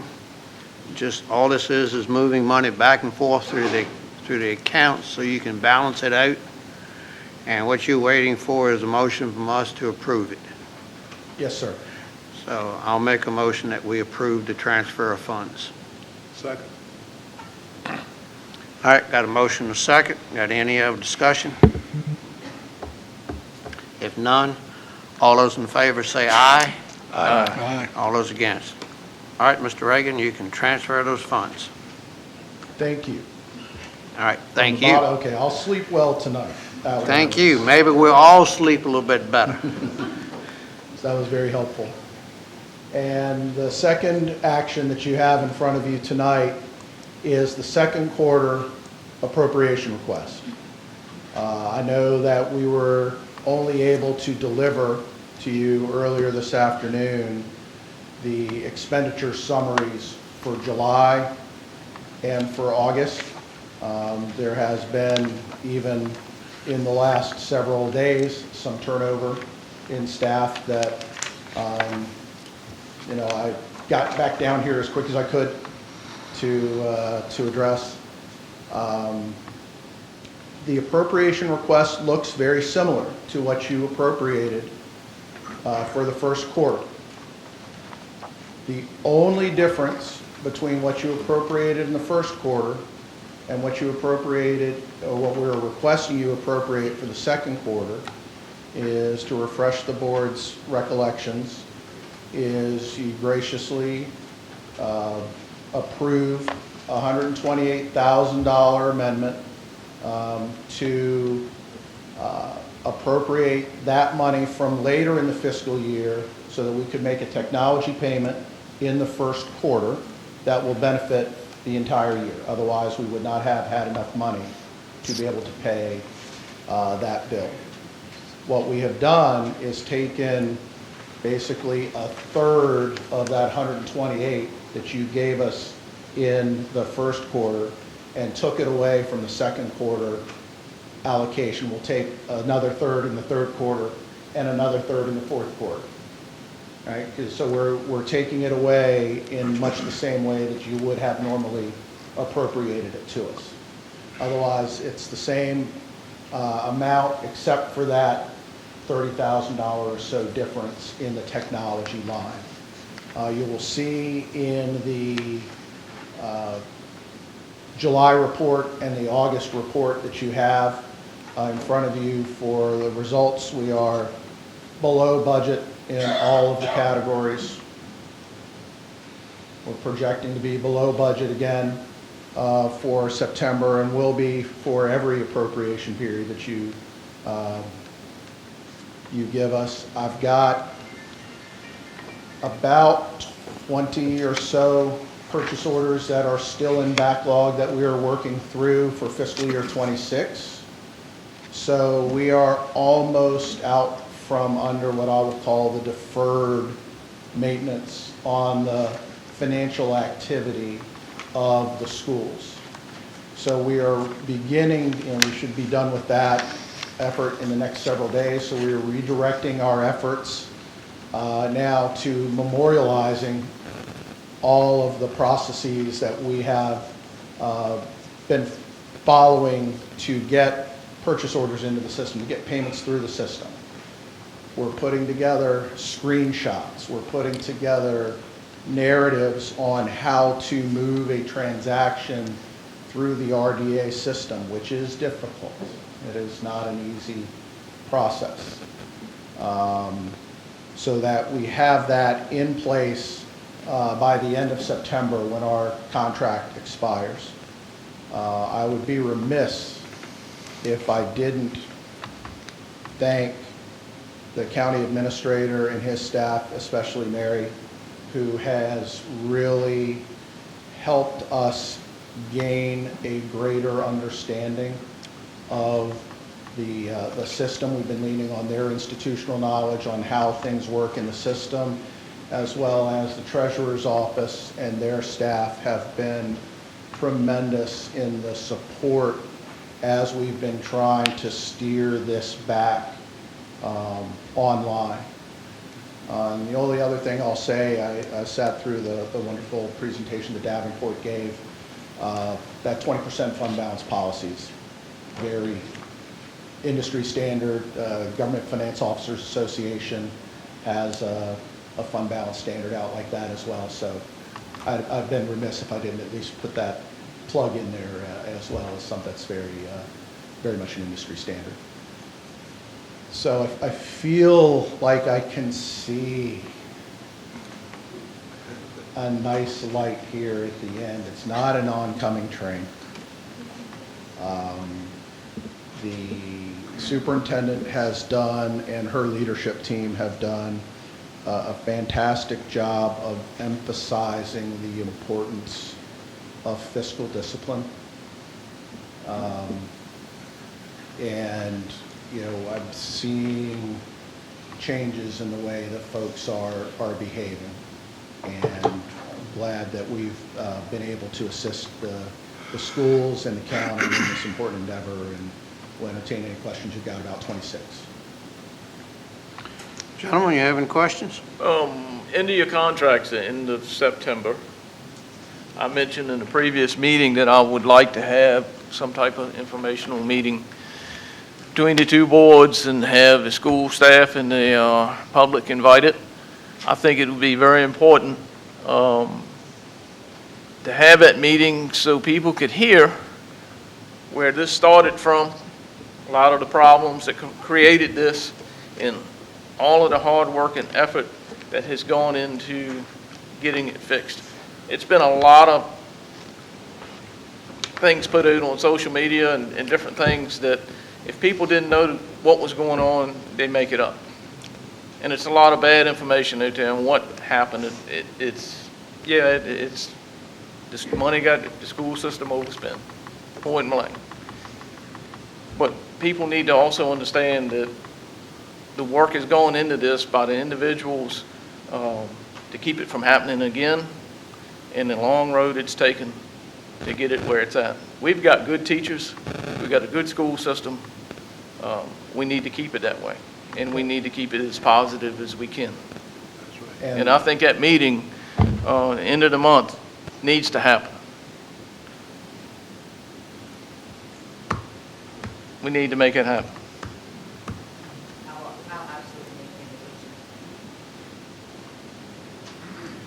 It's a lot of questions that people may have, and they need answers. They need to hear from you, Mr. Reagan.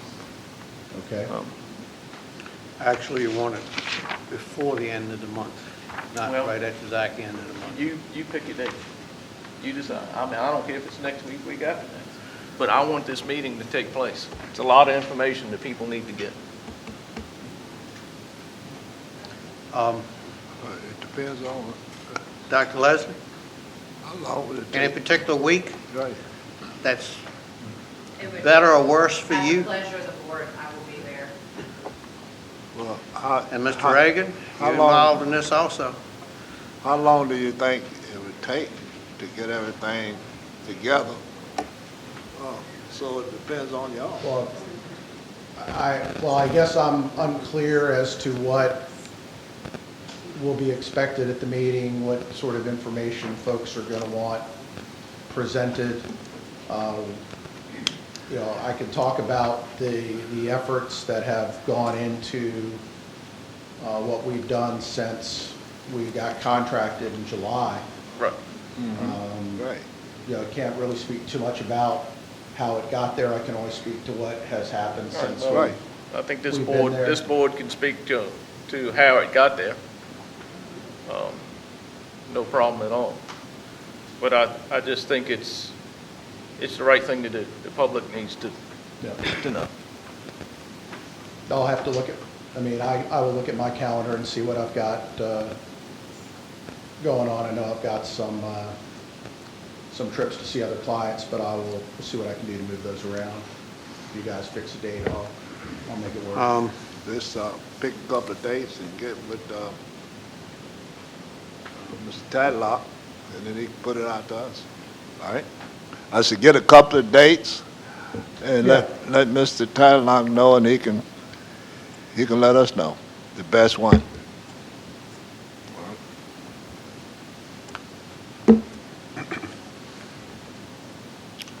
All right. That $128,000 that was given to you ahead of your second payment, you said you wanted to split that up in over each other quarter? So, I mean, you a accelerated. third. Yeah, you accelerated the 128 Yes. in, so what we're doing is deducting a third of that from what you originally gave us in that transportation line. So you gave us 222,000 or so per quarter. We're taking roughly 35,000 away each quarter from that, Okay. whatever the math works out to be, to come up with that number for the quarter. Because you gave it to us already, we've spent it. Yes. So you don't need to give it to us again. No. But we're not deducting all 128 right away, because you're only giving it to, you'd only normally give it to us in quarterly allotments. So. All right. Is that okay with the rest of the board? Yeah. Yes. All right. I'll make a motion if it's all right with you, Mr. Chairman. Yes, sir. I'll second it. Make a motion to approve the second quarter appropriation to the school system in an amount of $5,419,289. All right, and I have a second. Second. All right. Got a motion second. Any other discussion? If not, all those in favor say aye. Aye. All those against. All right, Mr. Reagan. This has been a very good night. Thank you very much. And I hope it'll keep getting better. If I could get one clarification, this was something that we had caught earlier, and I'm not sure if Yeah, it's you been read cares, this. but it's actually facilities. Yes, in the motion made and approved by the board on the, this is on the fiscal year 25 document, so the Okay. first motion that the board considered. There was one that would reference the 6,000-6,500 for $50,000 to go to the 6,000-6,100, which is the instruction. That needs to be 6,600, Right. which is the building and site improvement to instruction. So if I could get the board just to modify or Amend the motion to amend the that. motion All right. to include that, I would appreciate that. All Sorry right. for that, No, it's that okay. catch. We did modify that, or got that corrected earlier today, and All right. it didn't. So we'll amend I it. had the wrong sheet. So we'll amend the motion to go to the 6,500, Yeah, it needs to go to 6,600. go to 6,600. Okay. Is that okay at the second? Yes. All right, all those in favor? Aye. Aye. All right, Okay, sorry about that. Thank you. No, you're great, thank you. all right. All right, anything else, Mr. Reagan? No, sir.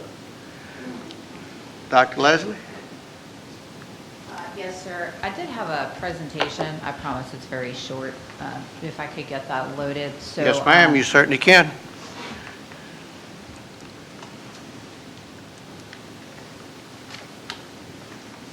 I think it's only 3 slides, and I'm a fast Yeah, talker. I think we'll have that up in just a few minutes.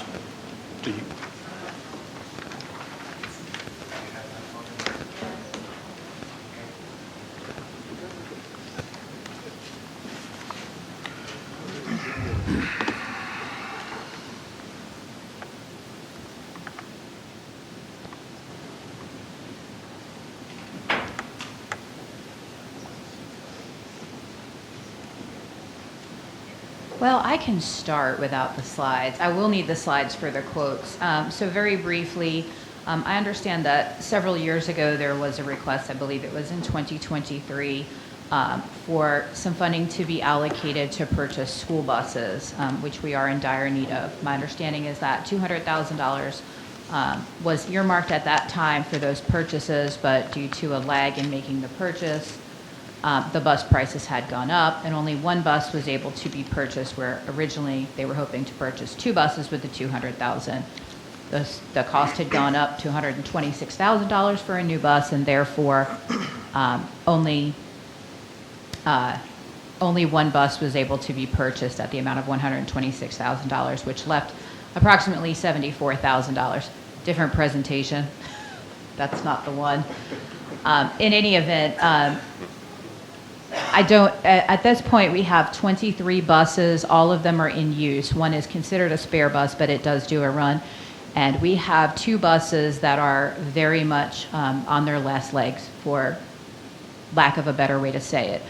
Since 2015, I went back 10 years, we have only purchased 4 buses. And so our fleet is quite old, and we really need to work on a plan to start rebuilding the fleet. So I will get to the point.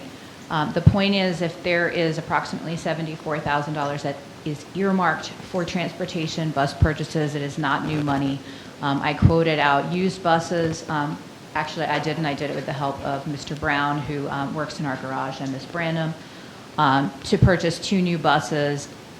I'm hoping the quotes will come up. I got 4 quotes. Several of them were over that amount for 2 used buses, but one at Sunny Merriman, which is a local vendor, did come in, I believe, at $52,000, but without looking at it, I'm not 100% sure, maybe 56. Can you go to the last one? There it is. $52,000, the one in orange in the corner. I did present this to the school board, and I did request that they would allow me to come and ask you if we were able to use those funds that were earmarked for buses to purchase the 2 used buses in order to ensure that we had safe transportation for the kids, and that we had at least a backup for those buses.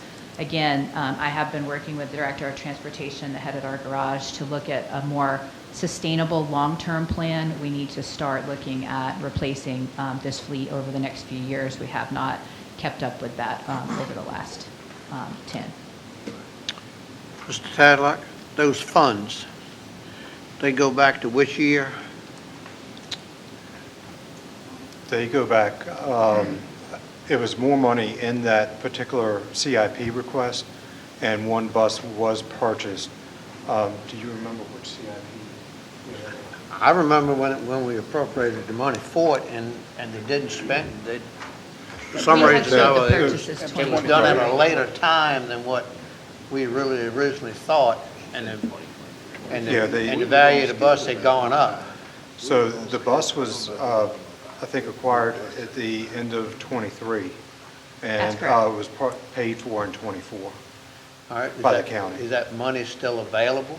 Yes, we still have it earmarked in the CIP funds. So it would be no additional funding coming out of the county budget right now? Well, I mean, it's still funding that's coming out of the budget. So that would yes, be sir. an additional appropriation for the school You would need to side. do a transfer and supplemental appropriation, yes, sir, from the CIP fund. From CIP. All right.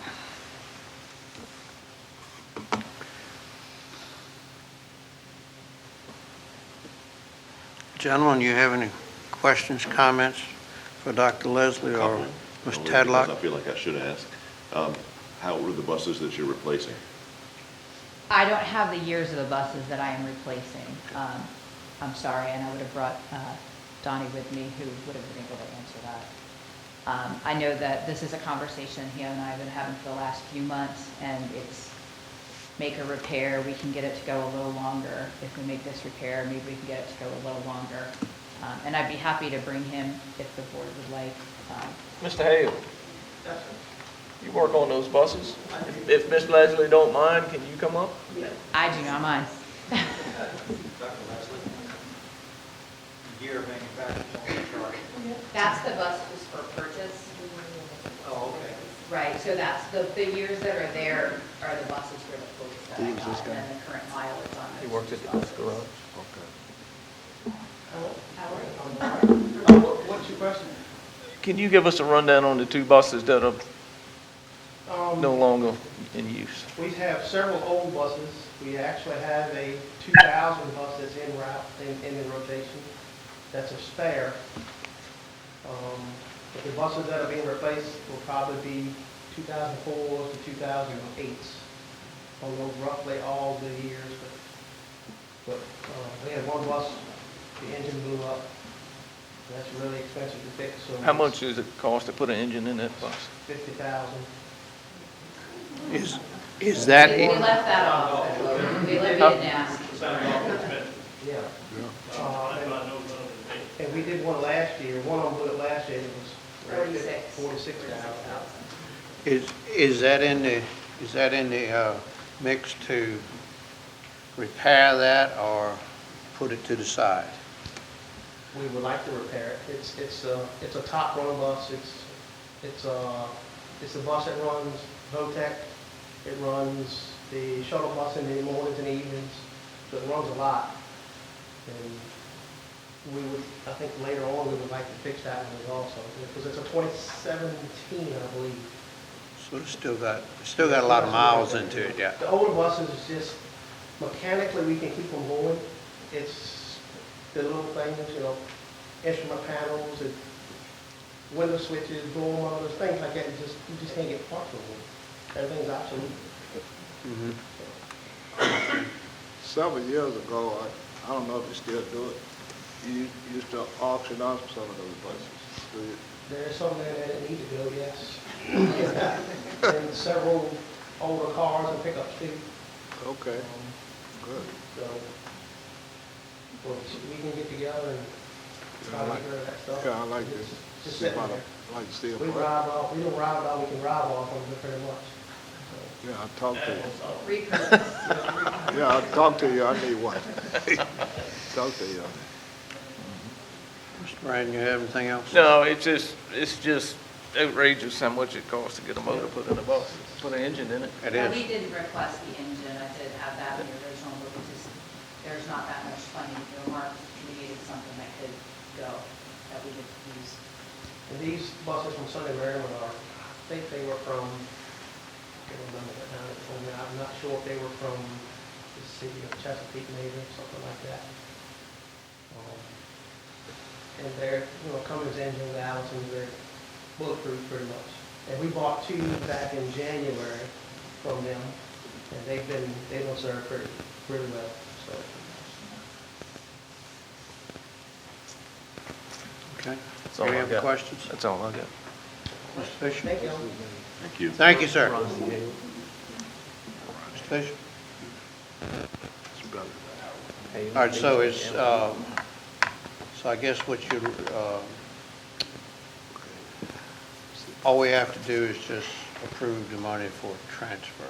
Not transfer, but a supplemental appropriation. Well, it would be a transfer with a supplemental appropriation from the CIP. Now, I do have a question. The bus from 2023, the county paid out of its own funds, which, correct me if I'm wrong, that impacted the school division negatively with the MOE?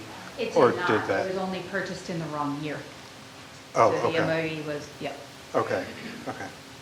So it was in the 22-23 funding So because whether, of the date on it. okay, so whether the county pays for it or the school division pays Yeah, for it? we could have still included it if it had been in the correct fiscal year. Okay. So I'm looking at $52,000, basically. Yes, sir. All right.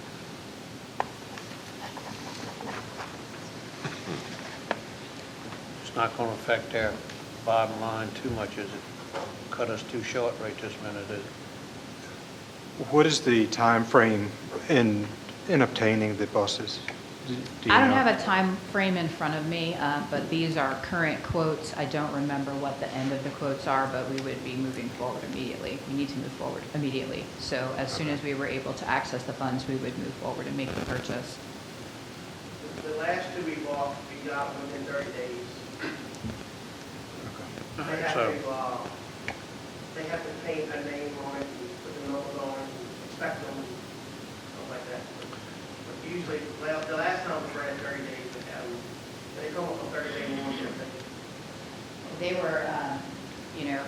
transportation team, Sunny Marion too, has been really great about supporting us, ensuring those products, because they're local, so. And they rent in Asheville, so not too far away. But they'll deliver them, or sometimes we'll pick them up at whatever season. All right, thank you, sir. Yes, sir.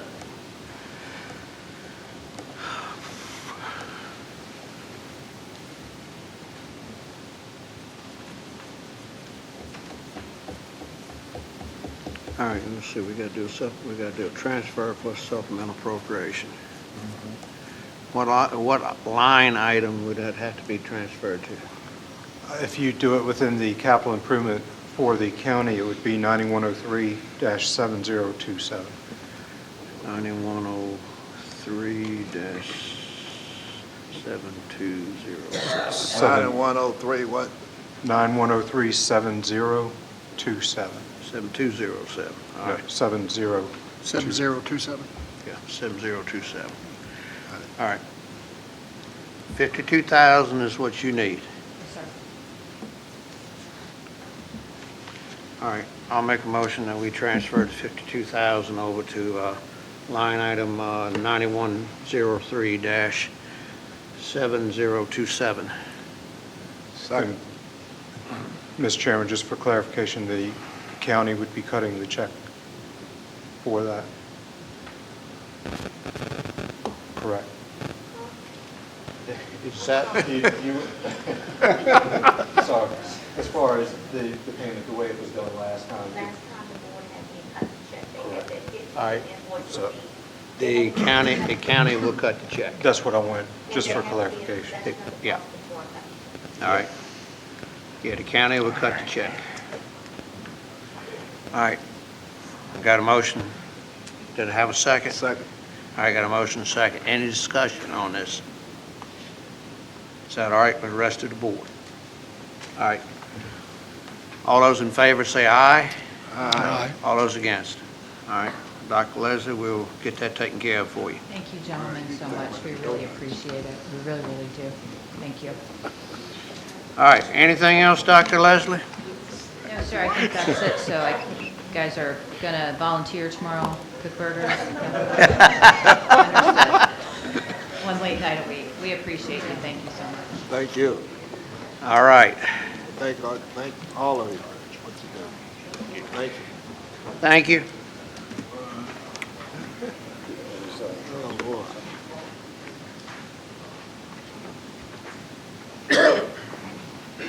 All right, that's all of our presentations for tonight. The next items would be the county administrator's report. Mr. Tadlock? Yes, sir.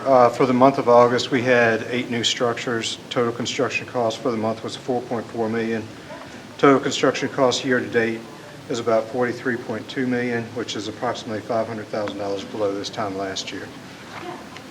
We have several appropriations. The first one is for the CSA for fiscal year '25. These are state funds that we have received, going to 5302-6002 in the amount of $61,007.36. You said these are state funds that These we've are- already received? Yes, sir. These are state funds. So we're just transferring them back and forth. What's that number again, Mr. Stanley? $61,007.36. All right. Motion to approve. Yep. Motion approved. I got a motion and a second. Any other discussion? If not, all those in favor say aye. Aye. Next item is a refund from DMV to go to 9103-7029 in the amount of $45. Motion to approve. All right, we got a motion and a second. Any other discussion? If not, all those in favor say aye. Aye. Next are the opioid settlement funds and interest, going to 47-5102-3200. Total amount is $14,985.46. All right, motion to approve, gentlemen? Motion to approve. Second. All right, got a motion and a second. Any other discussion? If not, all those in favor say aye. Aye. Next item is the EMS billing for fiscal year '26. This is for a transfer and supplemental appropriation from the EMS revenue to the expenditure line item, 56-3506-5956, in the amount of $13,234.13. Motion to approve the transfer. Second. Got a motion and a second. Any other discussion? If not, all those in favor say aye. Aye. All against? All right, next item, Mr. Tadlock. Next item we have is the invoice from UHY for services rendered through August 31st, 2025, in the amount of $13,980.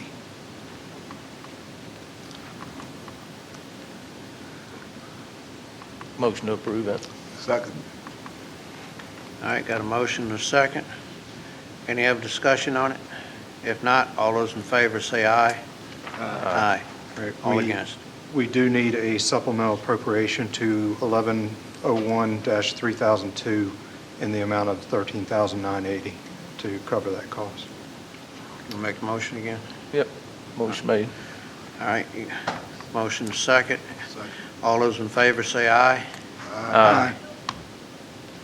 All right, Also, would the board like to have that check handwritten to, handwritten be fine.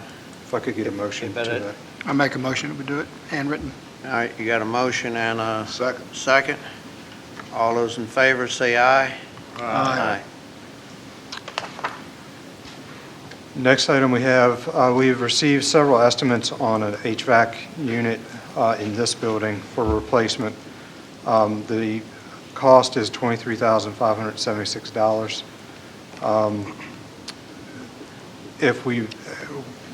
The current unit is not working, so we need to do something. And what we are looking at doing is putting this as part of the package that Davenport is looking at for cost to cover during the loan. But if you have any specific questions, or if we could move forward with that, so we could get that underway. Gentlemen, you have any questions, comments on this? No, if we need it, let's move.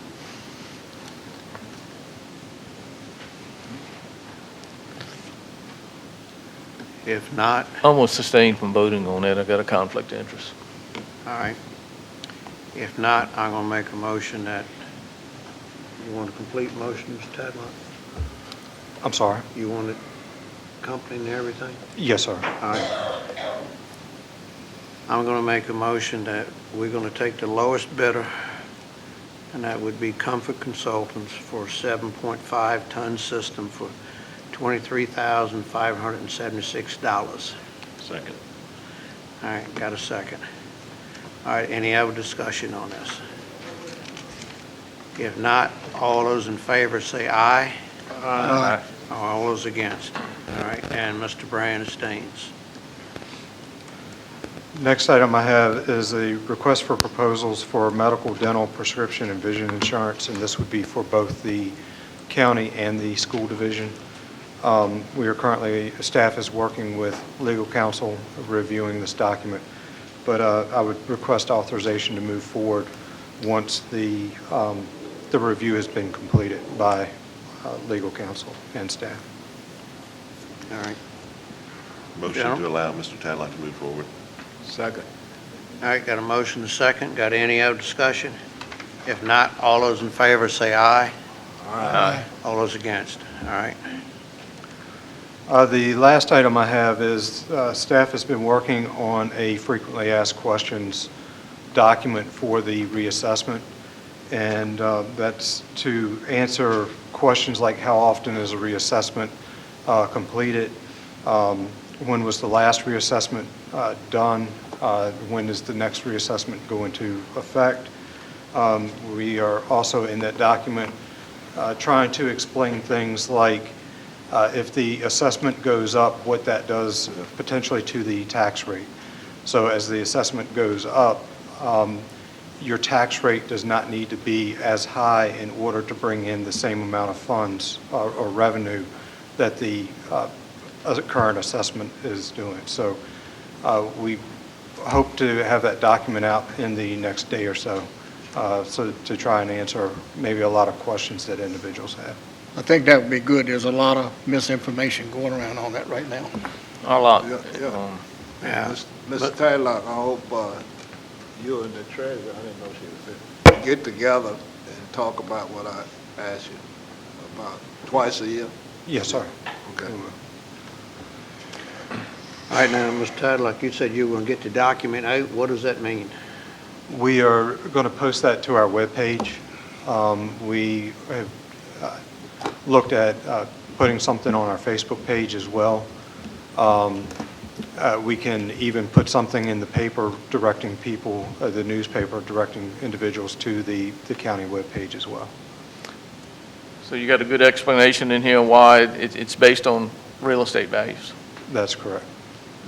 Market value. I mean, in market value, I mean, for all of those folks that sold their homes and got $100,000, $200,000 more for it than what they normally would have got for it, it looked good getting that money then, but it don't look good now, because that's what drove these assessments up.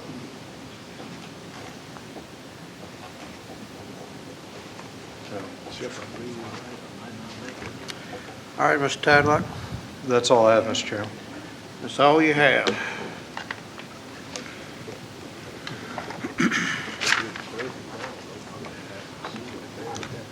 All right.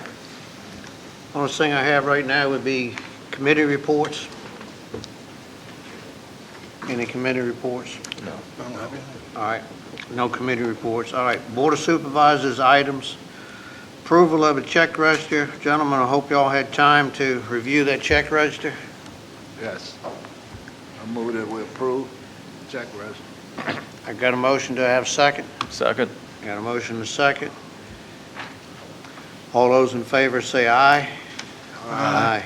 All those against? All right, board comments. We'll start with Mr. Fisher. I don't have anything at this time. Mr. Brand. I don't have anything. Mr. Long. I don't have anything. Mr. Williams. I don't have anything at this time. Lord, well, I'm not going to have I didn't mean to anything. set a precedent. I'm not going to have anything. Pressure's on you. I couldn't believe myself. Yeah, that's the first time this has ever happened. That's right. You're right about that. All right. Public comment period. All right, we have public comments. Public comments are limited to 4 minutes, so please try to stay within that time period. First person I have on the public comment sign-up sheet is Greg Basie. Hey, Greg. You know, I don't get to go as long as y'all's investment fund. 4 minutes, Greg. I told Mr. Brand earlier that I meet once a year with my guy, and after about an hour of the word salad, I said, are you making me money? And if you aren't, why not? Great. So I just pass it along to you all. You have the advantage this time. You won't have to run. Only got one to deal with. I'm going to do a little criticizing here to start with, gentlemen.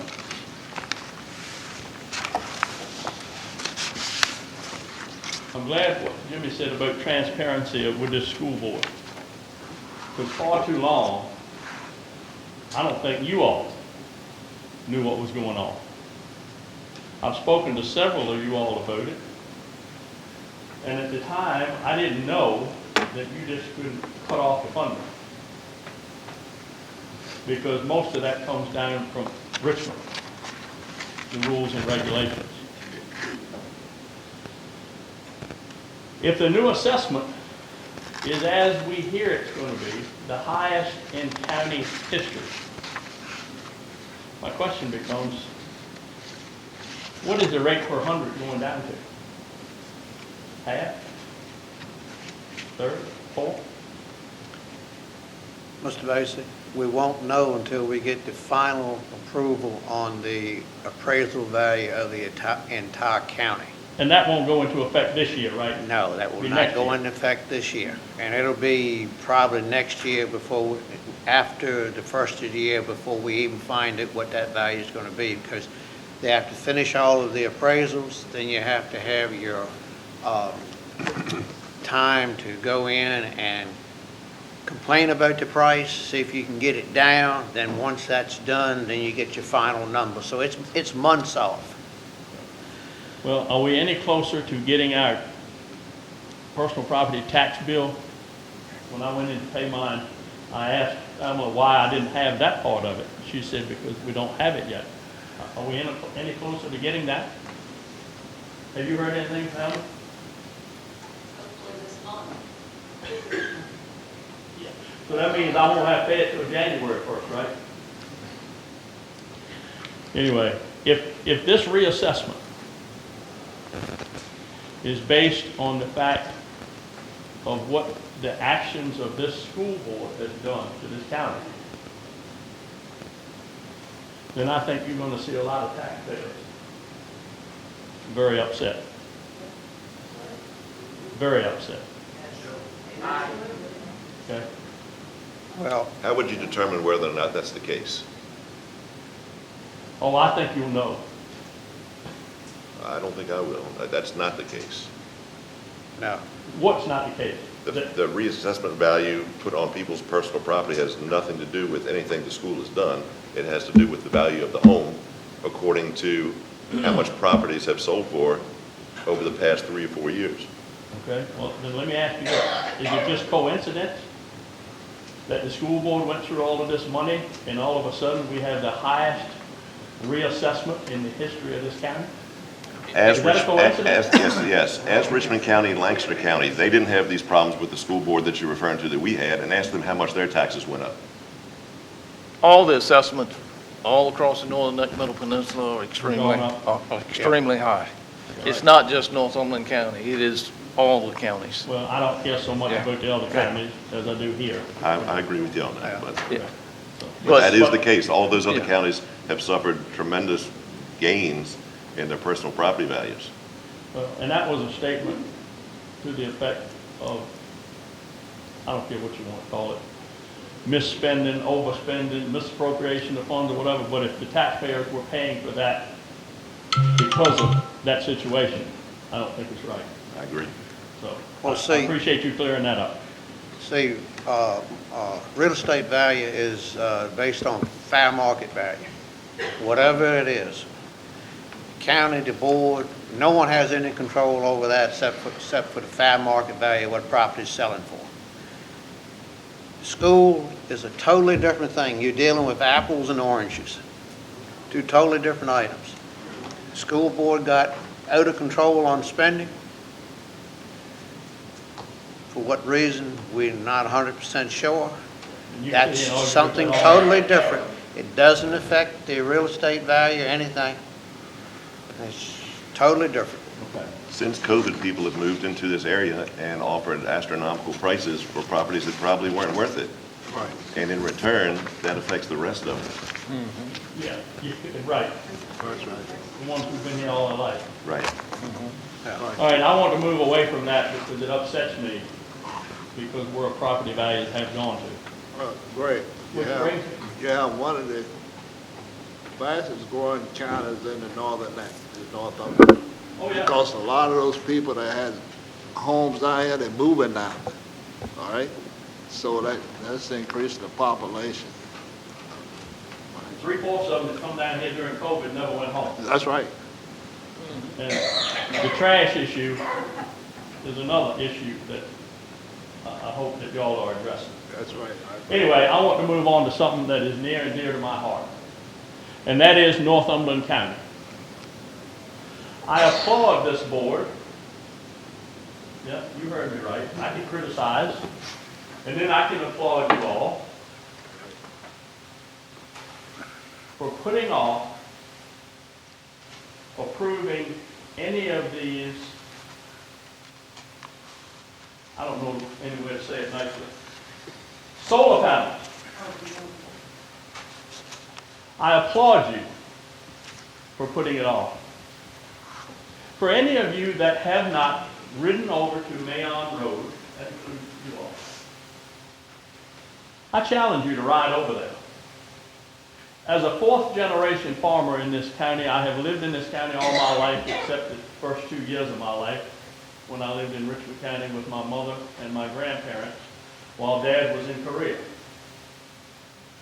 And I hate to see what solar panels have done to the northern neck of Virginia. You want to talk about land values going down? Start approving them, and you'll watch them go down. I've been tracking this stuff for almost 3 years. My daughter lives in Texas. 2 years ago or 3 years ago, Texans were dying in their home, freezing to death because the solar panels were iced over and the windmills were frozen. They talk about green energy. All it is a green scam. I put together a packet for each board member and Mr. Taddock for you all to look at your convenience. And if you don't believe me, just go on Google and Google the solar panel destruction that is going on in this country.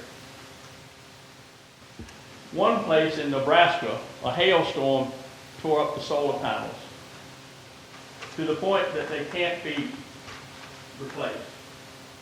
They said the soil with cadmium and lithium under the solar field could be contaminated for up to 300 years. You see, Dominion Energy and Strata Solar don't tell you that. The ones up here in Broderson's Flats, for those of you who go back and forth to Richmond, when's the last time you've seen a sheep out there? Like Dominion advertises on TV now that they're going to put sheep out there. Environmentally friendly. Rumor has it that the sheep started getting sick. Some of them died, so they took them out. Where are the environmentalists on this? Where? You don't see them anywhere. You go down here to Reedville and try to build a house and take a clear lot on the water, and they're everywhere.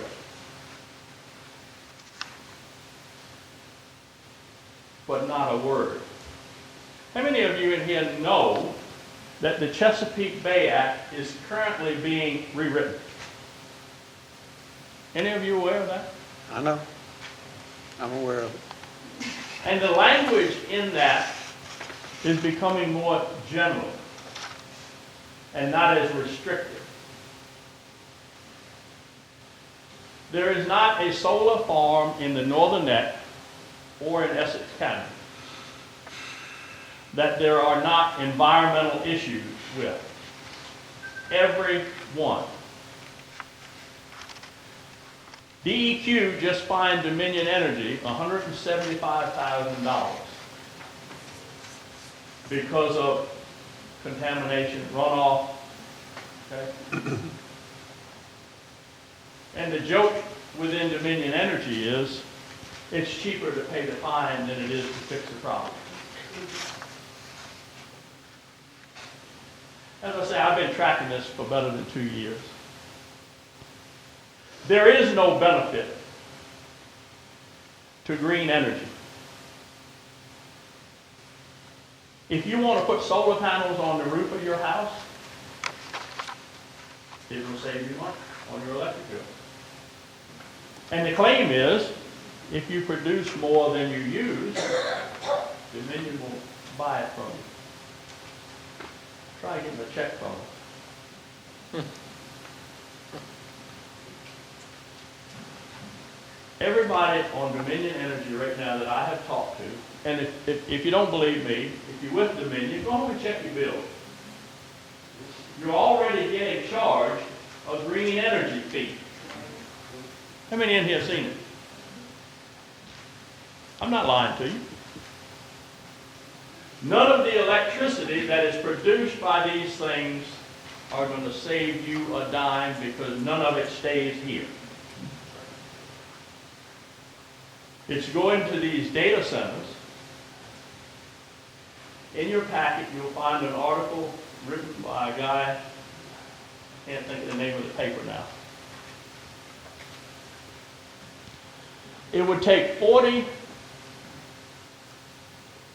think I'm right now, 40 of these solar fields to supply enough electricity for one of these huge data centers like they're trying to put in Hanover right now.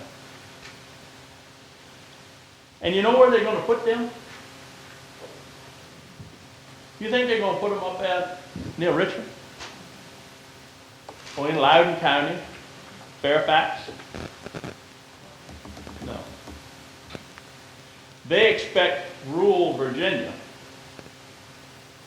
to supply the electricity for those people. And as far as I'm concerned, I say hell no.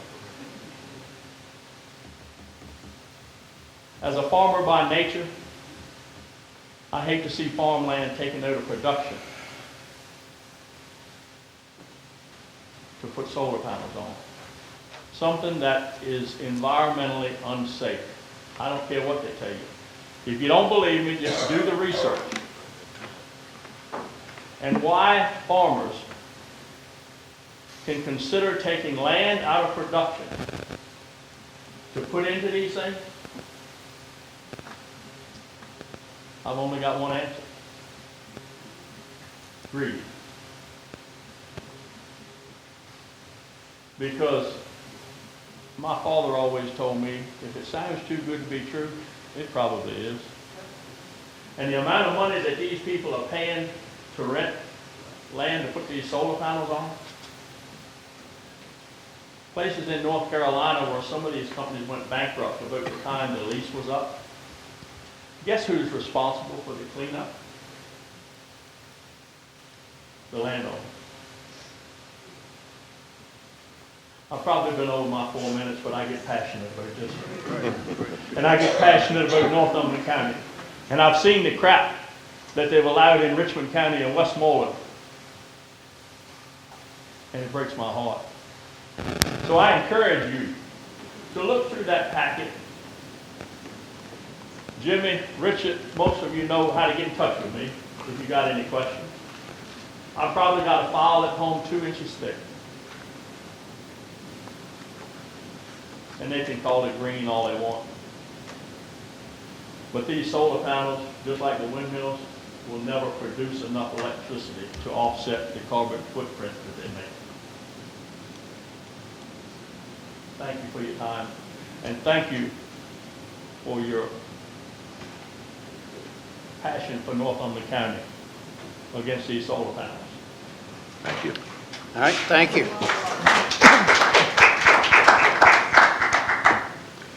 All right, next person on the sign-up sheet is Sandra Maynard. Oh, Richard. I'm sorry. Come right on up. This past General Assembly session, I would encourage this board to look at coming up with a county ordinance banning these things in the county. Richmond last year missed by 1 vote, getting a bill through the General Assembly to take over the power for these solar panels from you all. Yeah. I know. All right, thank you. Yeah, I'm done. Ms. Maynard?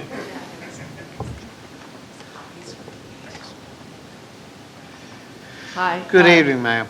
Good evening, Chairman, members of the board, Mr. Tadlock. My name is Sandra Maynard. I live at 83 Riverview Road in Peaceville, which is in Mr. Williams' district. And I am here today to ask, I have presented a resolution and realize that tonight time escapes us and maybe the next meeting would be better to go over it. The initiative that I'm working on is dredging the Little Wycomico River Jetty. And So I have been working on this initiative along with some of the other stakeholders and have been engaging with the county, with NMPDC, with Representative Whitman's office, with Hillary Pugh Kent's office.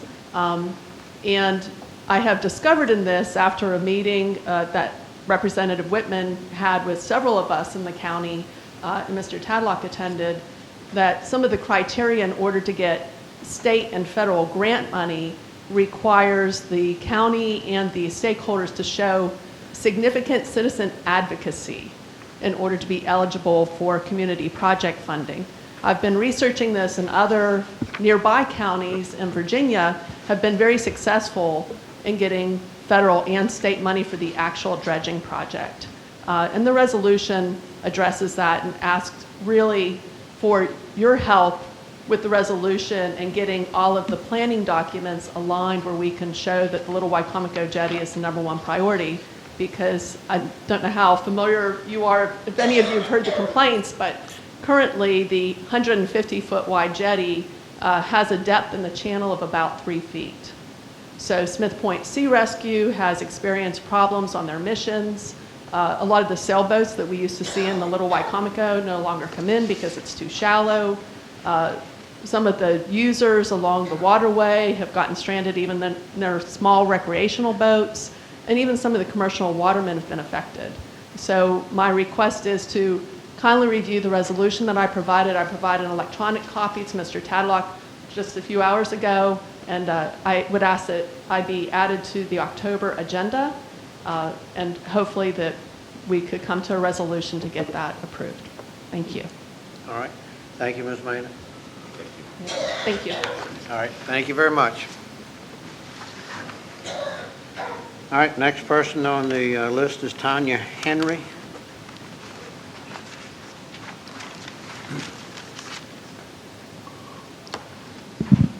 Hello. Hello. I'm here. My name is Tanya Henry, and I live at 112 Pebble Road in Heathsville. And I'm here for our neighborhood at Mill Pond Road and Pebble Road. I have several of my neighbors here. And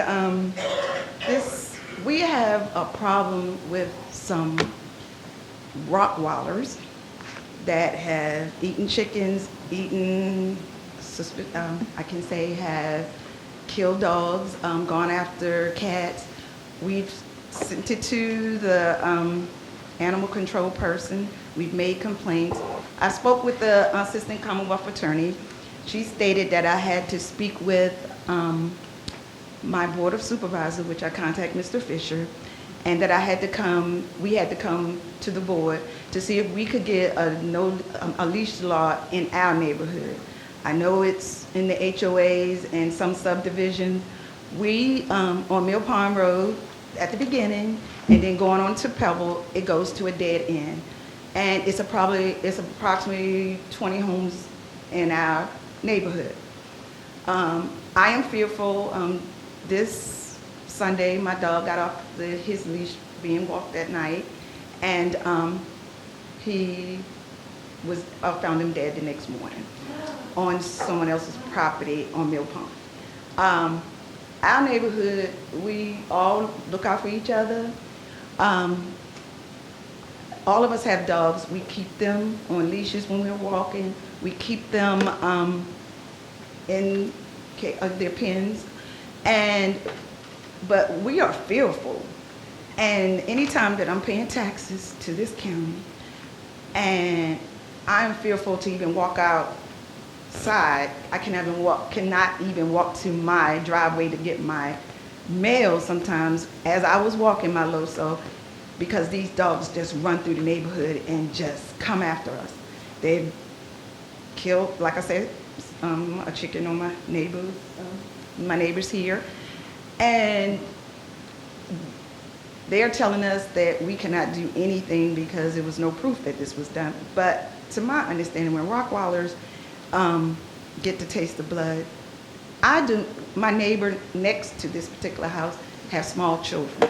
I do not want anything to happen to these children. And because recently in Lancaster County, in Whitestone, they had a pit bull go after a child. And So I do not want anything to happen to these children. I can't bring back my dog, but I am advocating for our neighborhood.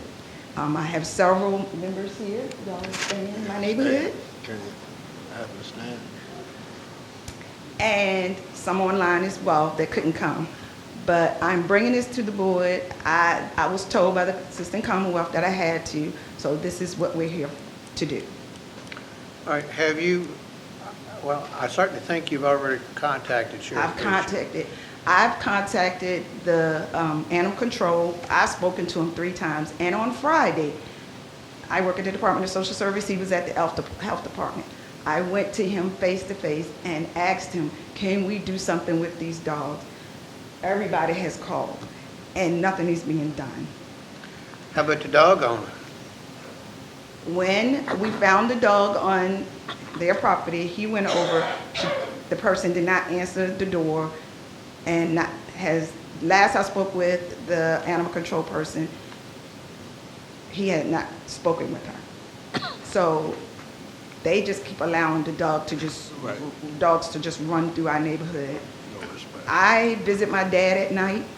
He's at a facility in Gloucester. So when I come in at night, like tonight, I'm going in, we have to go making sure the dogs aren't running through to come and attack us. So I am just fed up at this point of time. And I just think something needs to be done in our neighborhood. How many dogs are you talking about? 2 Rottweilers. So the owners of the dogs And to my probably don't understanding, know the trouble their dogs are causing at this point. oh yeah, they know. We've complained. And I've even you contacted the have complained to treasurer's them? office to make sure that they had tags. It was nothing registered in Northumberland County. You complained to the sheriff's department or to the owners of the dogs? I've called the animal control to the sheriff's office several times. I've spoken with Mr. Mazingo several times. But have they reached out to the owners of the dogs? They've tried to. But they And haven't whether gotten in she contact? comes to the door or not, the last I spoke with him, no. Okay. So, coming as the Commonwealth, Assistant Commonwealth told me to do.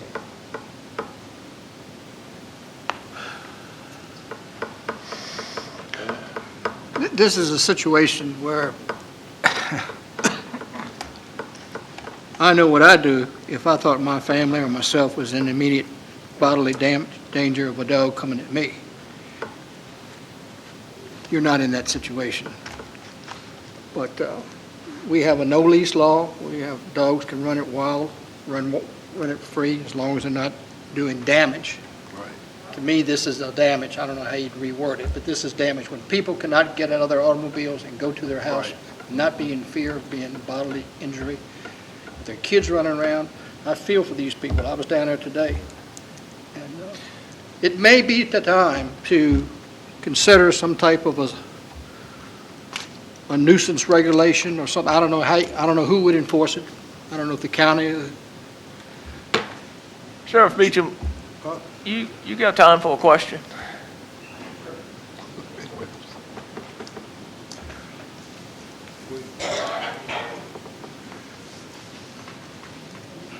Based on the information that this lady has given us, that they've researched that these dogs don't have tags, not registered in Northumberland County, why is that not enough grounds to bring those dogs in because they're not tagged? Or why is that owner not fined because they're not tagged? Because usually no tags, no shots, no vaccinations. Yep. And that's first thought that comes to mind for me. I don't know if he's been down there. I didn't come prepared to talk about this. Right. And I don't mean to put you on the spot, but. Well, you're welcome. Yeah. And you're I welcome would to. assume if he knows that they don't have tags, he'll do it. I don't understand.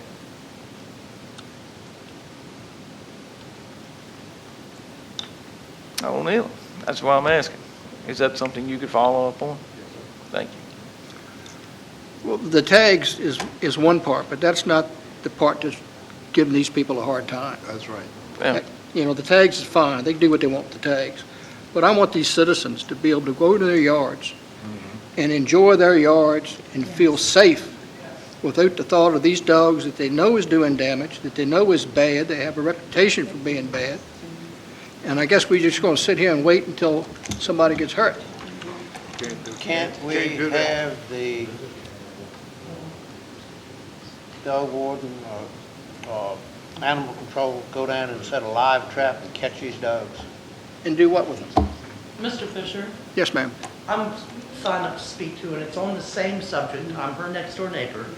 Under Virginia Code 3.2-6538, it allows for any of the counties to adopt an ordinance prohibiting dogs to run at large, which I think is what we're more of a looking at preventing here, is dogs running at large than more of a leash law.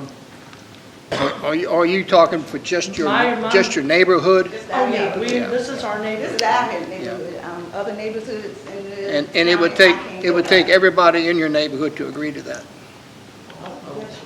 Pretty much everybody is here or online. We are just tired. Yeah. I don't know of any ordinance like that is not in line with a subdivision, Right. which you have exact boundaries. Or if you have an HOA. Yeah, where you have exact boundaries, the property lines.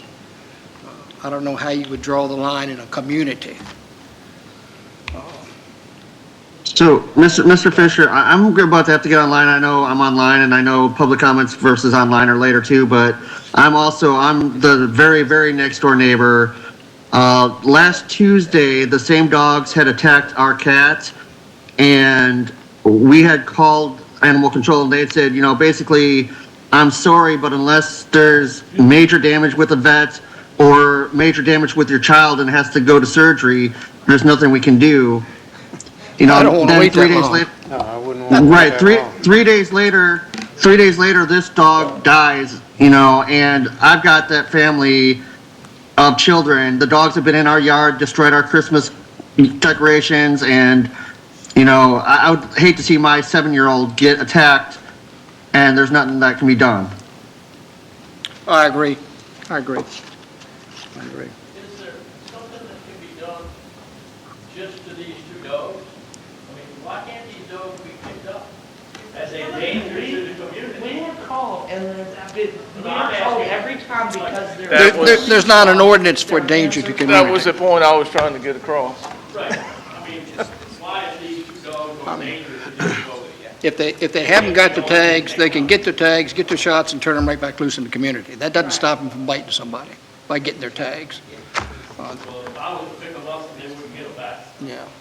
I mean, because they're a danger to the community. we were to have been told if I have chickens, I have a video I can show you of these two dogs attacking my chicken. I sent that to the Assistant Commonwealth Attorney. And I was told to shoot the dogs. What is that going to accomplish as far as having to live in the neighborhood with these people that I've shot their dogs? Right, that's not, we don't want You don't want violence. but we don't want to be in fear when we're Right. paying taxes and we can't even walk in our neighborhood. We used to walk for our health around. We can't do any of that. Mr. Gregory, isn't there a state ordinance about animals, There are dogs to state kill? statutes, some of which were referenced earlier, that allow localities in Virginia to adopt ordinances to police these kinds of dangerous dogs, vicious dogs, dogs that have attacked other companion animals, livestock, other dogs. Yes, there are things you can do, and the county does have an ordinance on the books that is enforceable, I believe.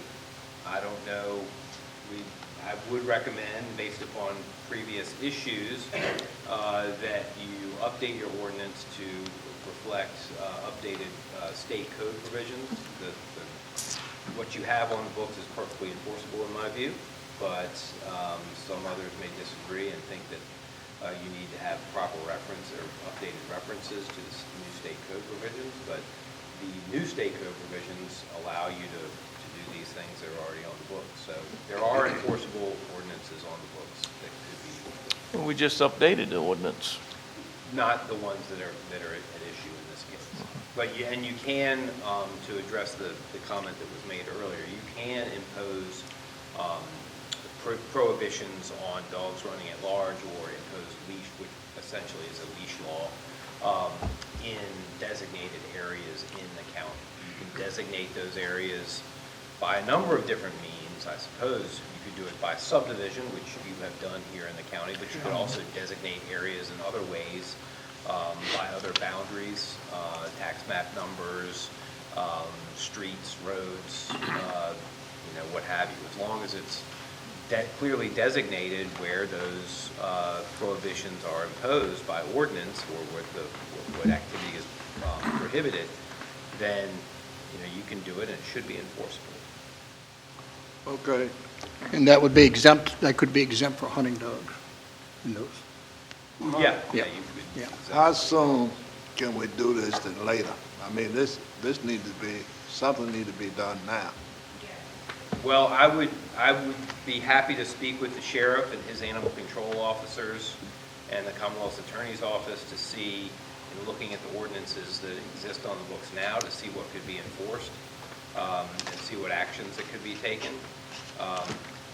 There are definitions of dangerous dogs. If the dog kills another companion animal, for instance, or a chicken, there are things that can be done to place, if the dog, for instance, does that again, then further action can be taken. But, like the saying goes, every dog gets one bite. I know that's kind of All that sounds good.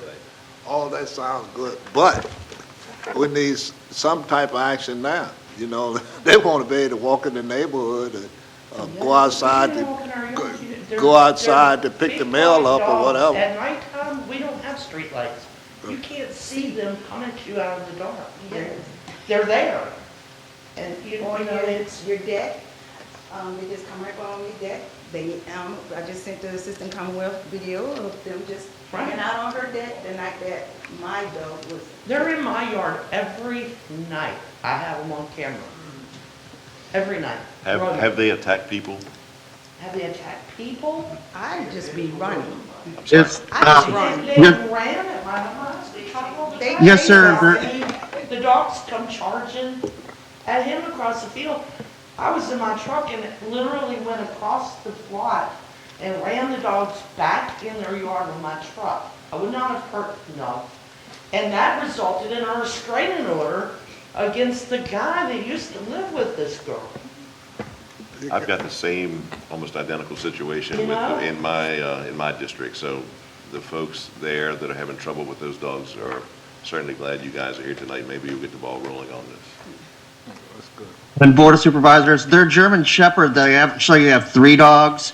Their German Shepherd has gotten my son in the ankle before. Again, not bad enough to where they can do anything because it wasn't surgery required, but, just the 3 of them running around and, as I said, defecating in our yards, doing whatever. I get ready in the morning, I see them in our neighbor behind us yard, and the neighbor just, once the guy that used to live with them left, does not take care of them.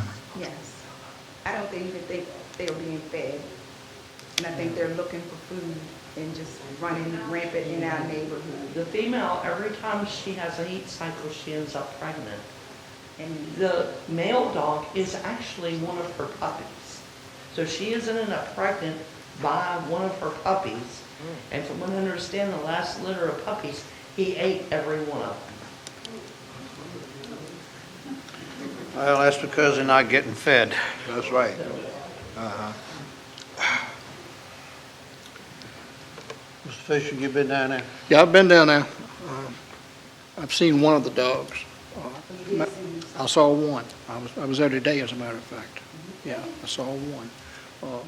Let us get with Mr. Gregory here and work with the Sheriff's Department, get their input, and find out how this, number one, who and how it can be enforced, and how long it's going to take us to get a type of regulation put on the books, working with Mr. Tadlock. I wish I could do something tonight, and if I lived there, I probably would. But at any rate, we'll get busy on it. Yeah, we need. We've been told if they charge us, we can shoot them. but I don't like guns. I know. and I understand I'm that. not for killing anything, but for my safety, if I had Yeah. to, I would. But I just want something done. This running, these are rock wallers, and they aren't small. We'll weigh out our options. We'll see what is best for your community. And I think I have the board's support to get on this and work with Mr. Tedlock As soon as we can. as soon as we can. Yeah. Something that'll be good for the whole county, Okay. okay? I will email y'all the copy of the state statute, given, We've got it. you got it? We've got it. Mr. Gregory's got it. Mr. Tadlock's got it. And we'll weigh it all out and see what's best for the community and try to give you some help as soon as we possibly can. And if anything in the world goes on, let us know.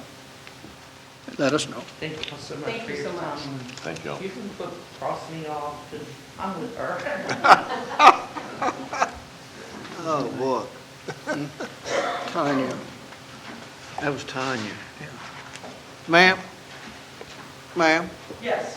What was your name again? Marie Smith, All right, okay. you gentlemen have a good evening. Yes, ma'am, you Same to too. Thank you. All right, next person is Jacqueline Carter.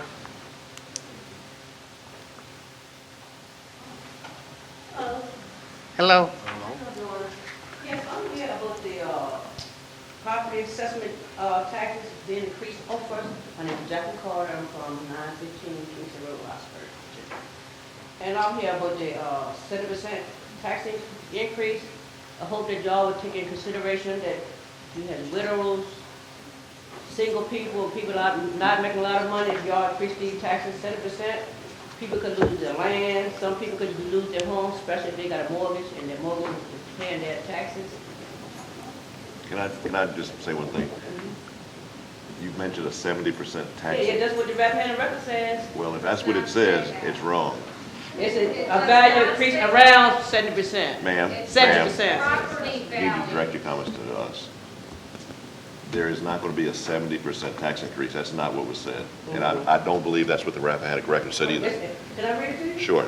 According to the latest sales study, the average Northumberland County owner will see property value increase There you around go. 7%. There in you the go. year assessment. 70% property value increase. That's not a 70% tax increase. And that's some of the really bad information that's gone through the county over the past few weeks, and that's why I'm glad you're here tonight so that we can get it cleared up. Yeah, I'm living here too.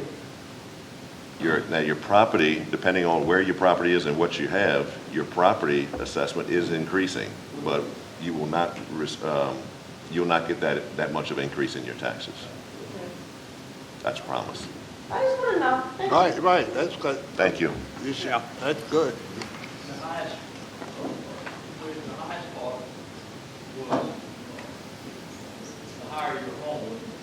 And The more it was worth, the more your increase was in assessment. water, they would get the biggest. What was her name? Yeah. Jacqueline Carter. Ms. Carter? Ms. Carter. Ms. Carter, Yes. Yes. Yes. I want you to know that you're not the only person that got this wrong, and I think it was the way it was written up. Okay. Many, many people were on Facebook, on social media, raising Cain because they read the Rappahannock record. They either read it wrong, or they didn't read it all the way through, or they didn't comprehend what they were reading, but they did come out with the same outlook that you had. They were, I won't say they were misled, but they had the wrong idea about it. And you're not the only person. Okay. And that I've was a had lot of the dozens and misinformation dozens that's of gone all calls. through this county, going all through this county. I've had dozens and dozens of calls and visits by people that are very intelligent like yourself. They were confused about how this works. Well, thanks for explaining it to me. So I'm glad you anytime you have a question, you feel free to come in and talk to us. Yeah, yeah. Okay, We thank y'all so welcome, we much. welcome you. Look, Ms. We Carter, welcome you. Look, I'm glad you're here, and I'm glad everybody's here, and don't let this be your last meeting. Come when you have a concern, because you're paying tax, all right? So don't sit home and say, if they do this, they should do this. Come and address your concerns. You have that right to do that. Okay, thank y'all so much. Yeah. Thank you. Maybe you'll get the real answer. Right. That's right. That's Thank you, right. Ms. Carter. Glad to see, Thank y'all so much. glad to seeing all of you. All right. All right, next person on the sign-up sheet is Marie Smith. All right. Dorothy Paul. Yeah, I believe we cleared them up. All right, have no one else on the sign-up sheet. Would anyone else like to speak tonight? Jackie Nunnery, reporter with the Rappahannock Yes, ma'am. Record. I take exception to you insinuating that my reporting was incorrect in the problem. I didn't insinuate that, ma'am. The headline reads property values. I do not even mention taxes until well to the end. And I think that is the problem. People didn't read the end, for whatever reason. So don't blame me. I'm not blaming you, ma'am. But you did. No, ma'am. I What said- you I said said was for the whatever- report- for No, whatever reason. Wait a minute. This is my time. Okay. I sit here every month and report on what happens in here, and I report accurately. So when you tell me that that reporting was, when you tell somebody else that that reporting is inaccurate, I take exception to I didn't that. say that, ma'am. Well, I can go back and listen to the recording, and I will tell you that you did. I said for whatever reason. And I said that perhaps they didn't understand, perhaps they didn't read the whole article. Did you hear me say that? I did, but you started off by insinuating that my reporting was No, incorrect. ma'am. We had so much misinformation from that I article. cannot be controlled, I cannot control how Okay. people reading, the reading comprehension is out of my control. I think other supervisors had the same problem. All right, now. All right, I have no one else on the sign-up sheet. Would anyone else like to speak tonight? Hi, yes, sirs, I'm online. Yes, ma'am. Would you obviously. state your name and address, please? Yes, sir, I'm Katie Powers. I live on Blackwell's Wharf Road, and Mr. Fisher is my supervisor. So I wanted to thank you all for just a few minutes of your time. And also those ladies with Mill Pond Road with those dogs, God love them. I'm so glad that they came in and voiced what they're going through and how they're feeling. That's definitely scary. So absolutely appreciate you all looking into that as quickly as possible. I just wanted to just quickly, I know, again, with the property assessments, right? But as we're preparing to look at new property assessments, I really just urge the supervisors to consider the broader impact that these increases may have. So not just on homeowners, but our community's ability to attract and retain workers. So rising property values often lead to higher taxes, often, not always, but sometimes lead to higher taxes, which can drive up rents and make homeownership less attainable for the very people we need to support our schools, hospitals, and local businesses. So I just have a question. How does the board plan to balance these rising assessments with the urgent need for affordable housing? Has there been discussions about that?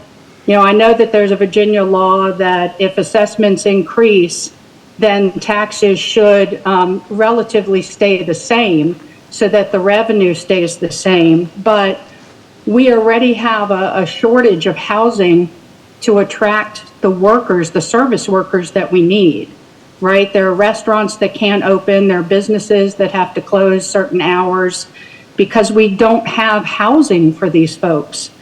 So have you had discussions already about how that would impact affordable housing?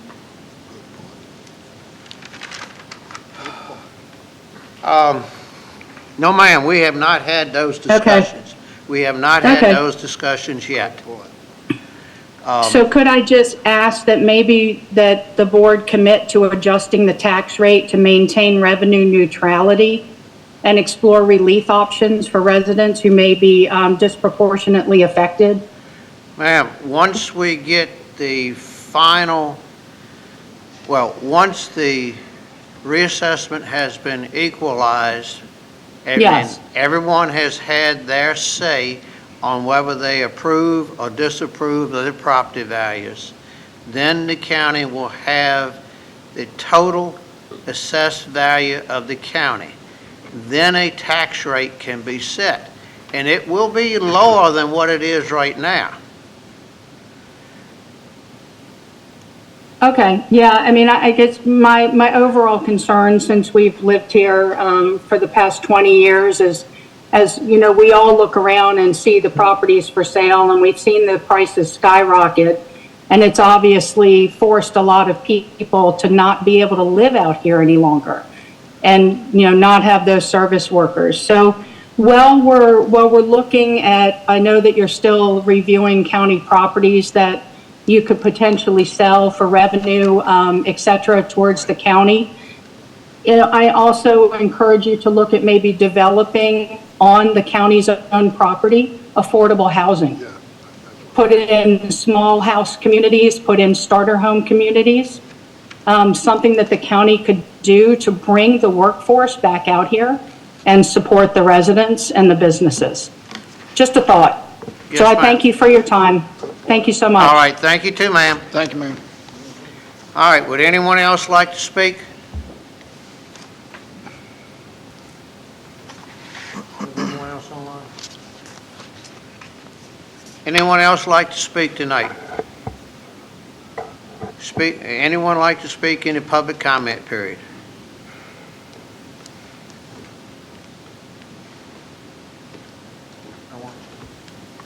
All right. Since we have no one else who wants to speak, I'm going to close the public comment period. All right, our next item on our agenda tonight is to convene into a closed meeting. Ready for that motion? Yes, sir. Anytime you're ready. Need a motion that the Northumberland County Board of Supervisors convene in closed meeting pursuant to Virginia Freedom of Information Act, Section 2.2, 3711A1, for the discussion and consideration of personnel matters, Section 2.2, 3711A8, for consultation with legal counsel employed or retained by a public body regarding specific legal matters requiring the provision of legal advice by such counsel. Invited to attend the closed meeting as necessary are the county administrator, county attorney, and assistant county administrator, as they are deemed necessary, and their presence will reasonably aid the board in its consideration of the topics to be discussed pursuant to Virginia FOIA Section 2.2, 3712F. All right, can I have a motion? Motion made. Second. I got a motion and a second. All those in favor say aye. Aye. All those against. All right, ladies and gentlemen, we are now in closed meeting.